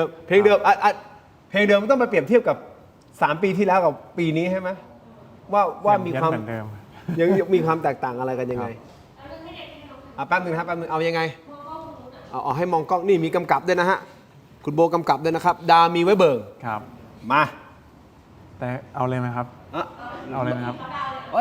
จะให้ผมนับนะไม่ต้องครับเดี๋ยวผมร้องเอาต้นเลยครับหัวหน้าพักเอามาเชิญครับแต่ความจริงคือดาวมีไว้เบิ่งไอเอื้อมบ่เทิงดอกเด้อหัวใจของน้องหลับตาฝันอ้ายจังได้กอดยามคือทอดได้แต่ลอยมองไรวาสนาได้เป็นเจ้าของดาวนั้นถึงผูกคอตายใต้ต้นบะเขือคืนคงบ่อาจฝืนชะตาที่ฟ้าแบ่งกัน น้องอาจเกิดมาเพื่อเขาคนอื่นไอได้แต่ยืนมองดาวเท่านั้นดาวก็ยังเป็นดาวทุกวันบ่แม่นของเฮาแต่ความจริงคือดาวมีไว้เบิ่งครับ 哇，哎，鼓励啊！掌声一下，掌声鼓励。哇，好棒嘛！3年来你的能力还是很高嘛啊？没有没有啊，还很差还很差，很厉害，很厉害。我们3年前也用中文谈过话，对不对？对，是的，新春快乐，新春哦，对，今天青春快乐，春节快乐，春节快乐，对不对？新年快乐，身体健康。对，祝大家身体健康，恭喜发财。非常好，厉害。ครับ ขอบคุณมากครับ เยี่ยมครับ ครับ 3 ปีที่แล้วได้มีคุยกันคุณกังฟูพูดภาษา ครับ จีนนะครับเยี่ยม ลงโพลว่าไงฮะ โอเคโหวตใช่ไหม ฮะ มาดูโหวตกันหน่อยนะฮะคุณผู้ชมโหวตเราถามว่าคุณคิดว่าพรรคประชาชนมี I.O. หรือไม่ ครับ มี 55% ไม่มี 38%ไม่แน่ใจ 7%คนโหวตเข้ามาประมาณ 9,500 โหวตนะฮะ ครับ ขอบคุณมากๆครับสำหรับทุกการโหวตนะครับ สรุปว่า ขอบคุณทุกท่นเข้ามา สรุปว่าเกินครึ่งเชื่อว่ามี ใช่ฮะ 55% ประมาณฮะ ครับผม ประมาณ500เกินครึ่งเชื่อว่ามีครับ ครับ ก็เพื่อความเป็นธรรมครั้งต่อไปเราก็ต้องถาม คุณคิดว่าพรรคการเมืองมีการทำ I.O. หรือเปล่าแต่ที่เรายกพรรคประชาชนขึ้นมาก็เพราะมันเป็นประเด็นข่าวขึ้นมาเราก็เลย ครับผม ถาท่าน คือการสำรวจที่คุณทินถามเนี่ยอันนี้ ครับ ไม่ได้เกี่ยวกับมันไม่ได้ ไม่เกี่ยว เกี่ยวอะไรกับข้อเท็จจริงอะไรที่ ไม่เกี่ยวครับไม่เกี่ยว ที่กำลังเกิดกัน ไม่เกี่ยว เพียงแต่ เขา ถาม คิด ความรู้สึกใช่ไหม ใช่เขาคิดว่ายังไง คุณผู้ชมเนี่ยรู้สึกเรื่องนี้อย่างไรนะครับ ครับผมอ่ะ ฮะ ขอบคุณสำหรับทุกคอมเมนต์เข้ามานะฮะร ครั ว บ มถึงทุกการโดเนทเข้ามาด้วยนะครับแล้วก็ขอให้ทุก แต่ ท่า จริงๆมันอาจจะไม่ใช่ความรู้สึกก็ได้นะ อาจารย์อะผมจะจบแล้วอาจารย์มาอะไรอีก ไม่ได้บอกผมก็บอกมันอาจจะไม่ใช่ความรู้สึกก็ได้นะครับเพราะว่าจริง ๆ แล้วเนี่ยก็ทุกพรรคการเมืองก็จะมี FC ใช่ไหมล่ะผมถึงได้เน้นย้ำว่าไอ IO น่ะมันมีแน่ แต่ว่าไอคนลงมือทำเนี่ยนะครับมันจะเป็นพรรคการเมืองโดยตรงนะครับหรือเป็น FC เป็นด้อมอะไรก็ไปว่ากันเอานะครับมันมีหลายรูปแบบนะครับ เอางั้นอาจารย์สั้นๆนี่มันมีคุณผู้ชมหลายท่านที่ถามมาบางคนอาจจะยังไม่เข้าใจว่า I.O. มันคืออะไร I.O. มันคืออะไรก็ปฏิบัติการข้อมูลข่าวสารนี่พูดแบบหรูหรานะพุ่งตรงคือโฆษณาชวนเชื่อนะครับแล้วก็ตัดเกมนะครับคู่แข่งฝ่ายตรงกันข้ามมันก็คือใช้ข้อมูลข่าวสารให้เป็นประโยชน์กับตัวเอง ไม่ว่าจะเป็นประโยชน์ในทางใดก็ตามนะครับซึ่งก็ต้องเรียนว่านะครับในยุคนี้ยุคโซเชียลเนี่ยมันก็พบเห็นกันเป็นกิจวัตรนะครับตัวผมเองกับคุณกังฟูก็พูดตรงกันเมื่อสักครู่นี้ว่าก็เห็นกันเป็นประจำนะครับพอเห็นนานๆเข้าก็ดีเหมือนกันไว้ได้ความรู้นะครับ ต้องมีภูมิคุ้มกันครับ ฮะ ต้องมีภูมิคุ้มกันตอนแรกผมเข้ามาตรงนี้ใหม่ๆก็อาจจะภูมิคุ้มกันน้อยครับพี่ก็มีตกใจบ้างมีเสียใจมีดาวมีครับ แต่ว่าพอเราก้าวข้ามผ่านตรงนั้นไปได้เราก็จะมีภูมิคุ้มกันที่ดี ซึ่งผมก็ใช้เวลาพอสมควรเหมือนกันครับซึ่งผมสุดท้ายเราต้องมาย้อนกลับว่าคนที่เลือกเราจริงๆคือใครสิ่งที่จะกำหนดได้ว่ากระแสคุณดีหรือไม่ดี นั่นคือสิ่งที่คุณทำค่าของคนมันอยู่ที่ผลของงานจริงๆนะครับเพราะว่าสุดท้ายแล้วผมขอยืมคำพูดของอาจารย์เขาบอกว่าถ้าคนพูดคนจะฟังถ้าคุณทำคนจะเชื่อ ถ้าเราทำให้เขาเห็นแล้วว่าเราทำงานได้จริงๆถึงแม้ว่าจะเป็นพรรคเล็กพรรคใหญ่ศักดิ์ศรีของสสเท่ากันพรรคการเมืองอาจจะมีการสู้การหาเสียงแต่ละรูปแบบไม่เหมือนกันแต่ผมเชื่อว่าถ้าเราจริงใจกับพี่น้องประชาชนเราไม่เป็นงูเห่าเราไม่ขายตัวเราไม่ได้ไปทรยศกับเสียงที่เขาให้มาผมเชื่อว่าของจริงคนในพื้นที่เขาจะเห็นหรือคนที่เลือกมาก็จะเห็นไม่ว่าจะเป็น FC พรรคไหนก็ตามคุณเชียร์ของคุณได้แต่ว่าผมมองว่าประชาธิปไตยมันคือความสวยงามมันมี FC ของใครของมันอยู่แล้วแต่อย่าไปด้อยค่ากันอย่าไปมองว่าคุณไม่ได้เชียร์พรรคฉันไปด่าคุณไม่ได้เพราะสุดท้ายแล้วมันก็จะเป็นนายแบกนางแบกสุดท้ายทำมาทั้งหมดนี้สังคมไทยไม่ได้อะไรประชาธิปไตยของไทยก็จะไม่ไปไหนเลยเพราะว่ามันไม่เกิดประโยชน์อะไรกับพี่น้องประชาชนและประเทศนี้เพราะมัวแต่มานั่งด่ากันนายแบกนางแบกแล้วก็สงคราม I.O. มันคือเรื่องจริงนะครับไม่ได้พูดเอาหล่อเอาเท่แต่มันคือเรื่องจริงเพราะสุดท้ายแล้วไปดูไหมว่าเขาลำบากอะไรบ้างชายแดนเป็นยังไงเรื่องเศรษฐกิจปากท้องเป็นยังไงต้องเอาตรงนี้เป็นตัวตั้งไม่งั้นมันก็จะเป็นแบบนี้ครับ讲得好ครับ赞掌声ผมนี่ตรงข้ามกับกังฟูเลยนะยังไงอาจารย์ผมนี่ขยายลานรับรถทัวร์นะฮะคือลานเดิมเนี่ยกว้างไม่พอ ตอนนี้ไปเทลานขึ้นมาอีก10 ลาน รับรถทัวร์ได้ รับสารพัด นี่อาจารย์จะไปแข่ง IO ไม่ IO มาเถอะ อาจารย์จะไปแข่งกับอาจารย์เจตแล้วอาจารย์เจตก็บอกรถทัวร์ลานของเขากว้างมากเลยนะ รับรถทัวร์ทุกประเภททุกชนิดได้มาหมดเลยนะ ก็เราอยู่ในฐานะที่มาเป็นนักวิเคราะห์นะฮะมันก็มีคนไม่เห็นด้วยก็เป็นเรื่องปกตินะครับคือเราก็ในเมื่อเรารู้สึกสนุกนะครับกับเรื่องการมีความเห็นที่ต่างมันก็ดีอะนะครับแล้วผมก็ได้ความรู้จริงๆนะเพราะปกติแล้วเนี่ยคือผมเนี่ยเป็นคนในยุคที่เรียกว่ารุ่นใหญ่นะครับพอได้ขอโทษนะพอได้เห็นปรากฏการณ์ที่เกิดขึ้นเนี่ยอย่างน้อยที่สุดนะผมพูดกับคุณทินตรงนะครับกูหายโง่ไปเยอะเลยนะครับคือคนเรามันไม่ได้รู้อะไรทุกเรื่องหรอกนะครับอะไรที่เราไม่รู้แล้วเราได้เห็นเราได้แบบเฮ้ยอย่างน้อยที่สุดนะกูก็หายโง่ทำให้กูฉลาดขึ้นดีครับขอบคุณนะครับก็พร้อมรับรถทัวร์อีกมีจอดได้อีกหลายลานก็ขอฝากไปยังเชิญรถทัวร์ด้วยนะครับที่จะมาต่อได้เลยว่าผมไม่ได้ทิ้งเพื่อนนะครับตอนจับ MOU 8 พรรคผมบอกว่าผมมาเอาตำนานไม่ได้มาเอาตำแหน่งว่าไม่มีอยากให้ไปดูว่าผมไปรับตำแหน่งไหนในรัฐบาลไหนไหมไม่ว่าจะเป็นนายกเศรษฐาหรือนายกอิงผมก็ไม่ได้รับเพราะว่าคำพูดสำคัญนะครับแต่ว่าก็อยากจะบอกทางที่คนที่ไปคอมเมนต์นะครับว่าต้องศึกษาข้อมูลนิดนึงว่าผมไม่ได้รับข้อมูลอะไรไม่ได้รับตำแหน่งใดในรัฐบาลเลยแล้วก็ไม่ได้ทิ้งพรรคส้มด้วยเพราะว่าเราก็ช่วยจนสุดทางแล้วเรายกมือให้เขา2 รอบแล้วเราก็ทำให้ดีที่สุดแล้วแต่ว่ายังไงครับบริบทตอนนั้นเป็นแบบนั้นซึ่งก็อยากจะให้เคารพความเห็นต่างเพราะสุดท้ายแล้วผมมีโหวตเตอร์ในพื้นที่ผมที่เขาคาดหวังในสิ่งที่ผมอยากจะต้องทำให้กับพื้นที่ของผมเหมือนกันอยากจะให้ทางด้อมของเขาเนี่ยเข้าใจหน่อยนะครับว่าผมก็ทำเต็มที่แล้วจะได้เปลี่ยนการคอมเมนต์ด่าผมเรื่องอื่นด้วยบ้างอะไรเงี้ยให้ด่าเรื่องด่าต่อด่าเรื่องอื่นแต่ว่าเรื่องที่บอกว่าบ้างเรื่องเดิมเก่าแล้วที่บอกว่าทิ้งเพื่อนเนี่ยมันไม่ได้ทิ้งเราก็ไม่ได้ไปรับตำแหน่งอะไรอยากให้ศึกษานิดนึงเรื่องโดนทัวร์ถล่มผมก็คุ้นชินกับทัวร์ถล่มมาตลอดเราก็ผมก็ต้องไปสร้างลานจอดรถเหมือนอาจารย์จ้าคือผมเนี่ยหายโง่นะครับแล้วขอบคุณด้วยนะครับสำหรับความรู้ใหม่ๆนะครับที่หลายๆท่านก็มอบให้นะครับคือผมไม่รู้จริงๆนะครับตอนนี้ก็ฉลาดขึ้นอีกเยอะต้องขอบคุณคุณผู้ชมท่านนะฮะที่คอมเมนต์กันเข้ามาก็ปีนี้ปีม้าจีนนะวันนี้เป็นวันตรุษจีนใช่ไหมก็春节快乐祝大家นะฮะ事业步步高升那家庭美满幸福那最重要的是身体健康平安นะก็ขอให้ทุกท่านมีความสุขครับผมในวันตรุษจีนนี้นะครับ新年快乐ขอบคุณทุกท่านที่ติดตามขอบคุณอาจารย์จ้านะครับครับสวัสดีครับครับคุณกังฟูเขาเมื่อกี้นี้อวยพรไปแล้วครั้งหนึ่งไงครับอวยพรแล้วคุณดูฟังไม่รู้อวยพรเขาเลยอยากให้คุณกังฟูอวยพรอีกทีหนึ่งอวยพรภาษาจีนก็แปลด้วยโอเคงงเลยอวยพร新年快乐นิดหนึ่งสั้นๆครับเชิญครับ新春快乐年年有余身体健康พี่พูดไปหมดแล้วอะชื่อหมดแล้วทีงานพูดได้身体健康ก็最重要的是身体健康ครับแล้วก็祝大家祝泰国有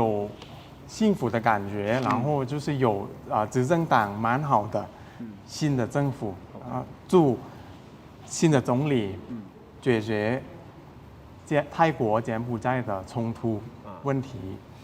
ก็อยากจะให้รัฐบาลใหม่โดยนายกคนใหม่นะครับช่วยแก้ปัญหาชายแดนไทยกัมพูชาแล้วก็ให้รัฐบาลใหม่ประสบความสำเร็จทุกอย่างครับแล้วก็ขอให้ทุกคนมีเงินมีทองนะครับแล้วก็ประเทศข้ามพ้นกับการไม่มีเงินนะครับให้ทุกคนรวยๆแล้วก็ปังๆแล้วก็สงบสุขโดยเร็วครับผมครับสาธุขอบคุณอาจารย์จ้าครับครับผมขอบคุณครับขอบคุณทุกท่านสำหรับการติดตามนะครับ新年快乐再见สวัสดีครับ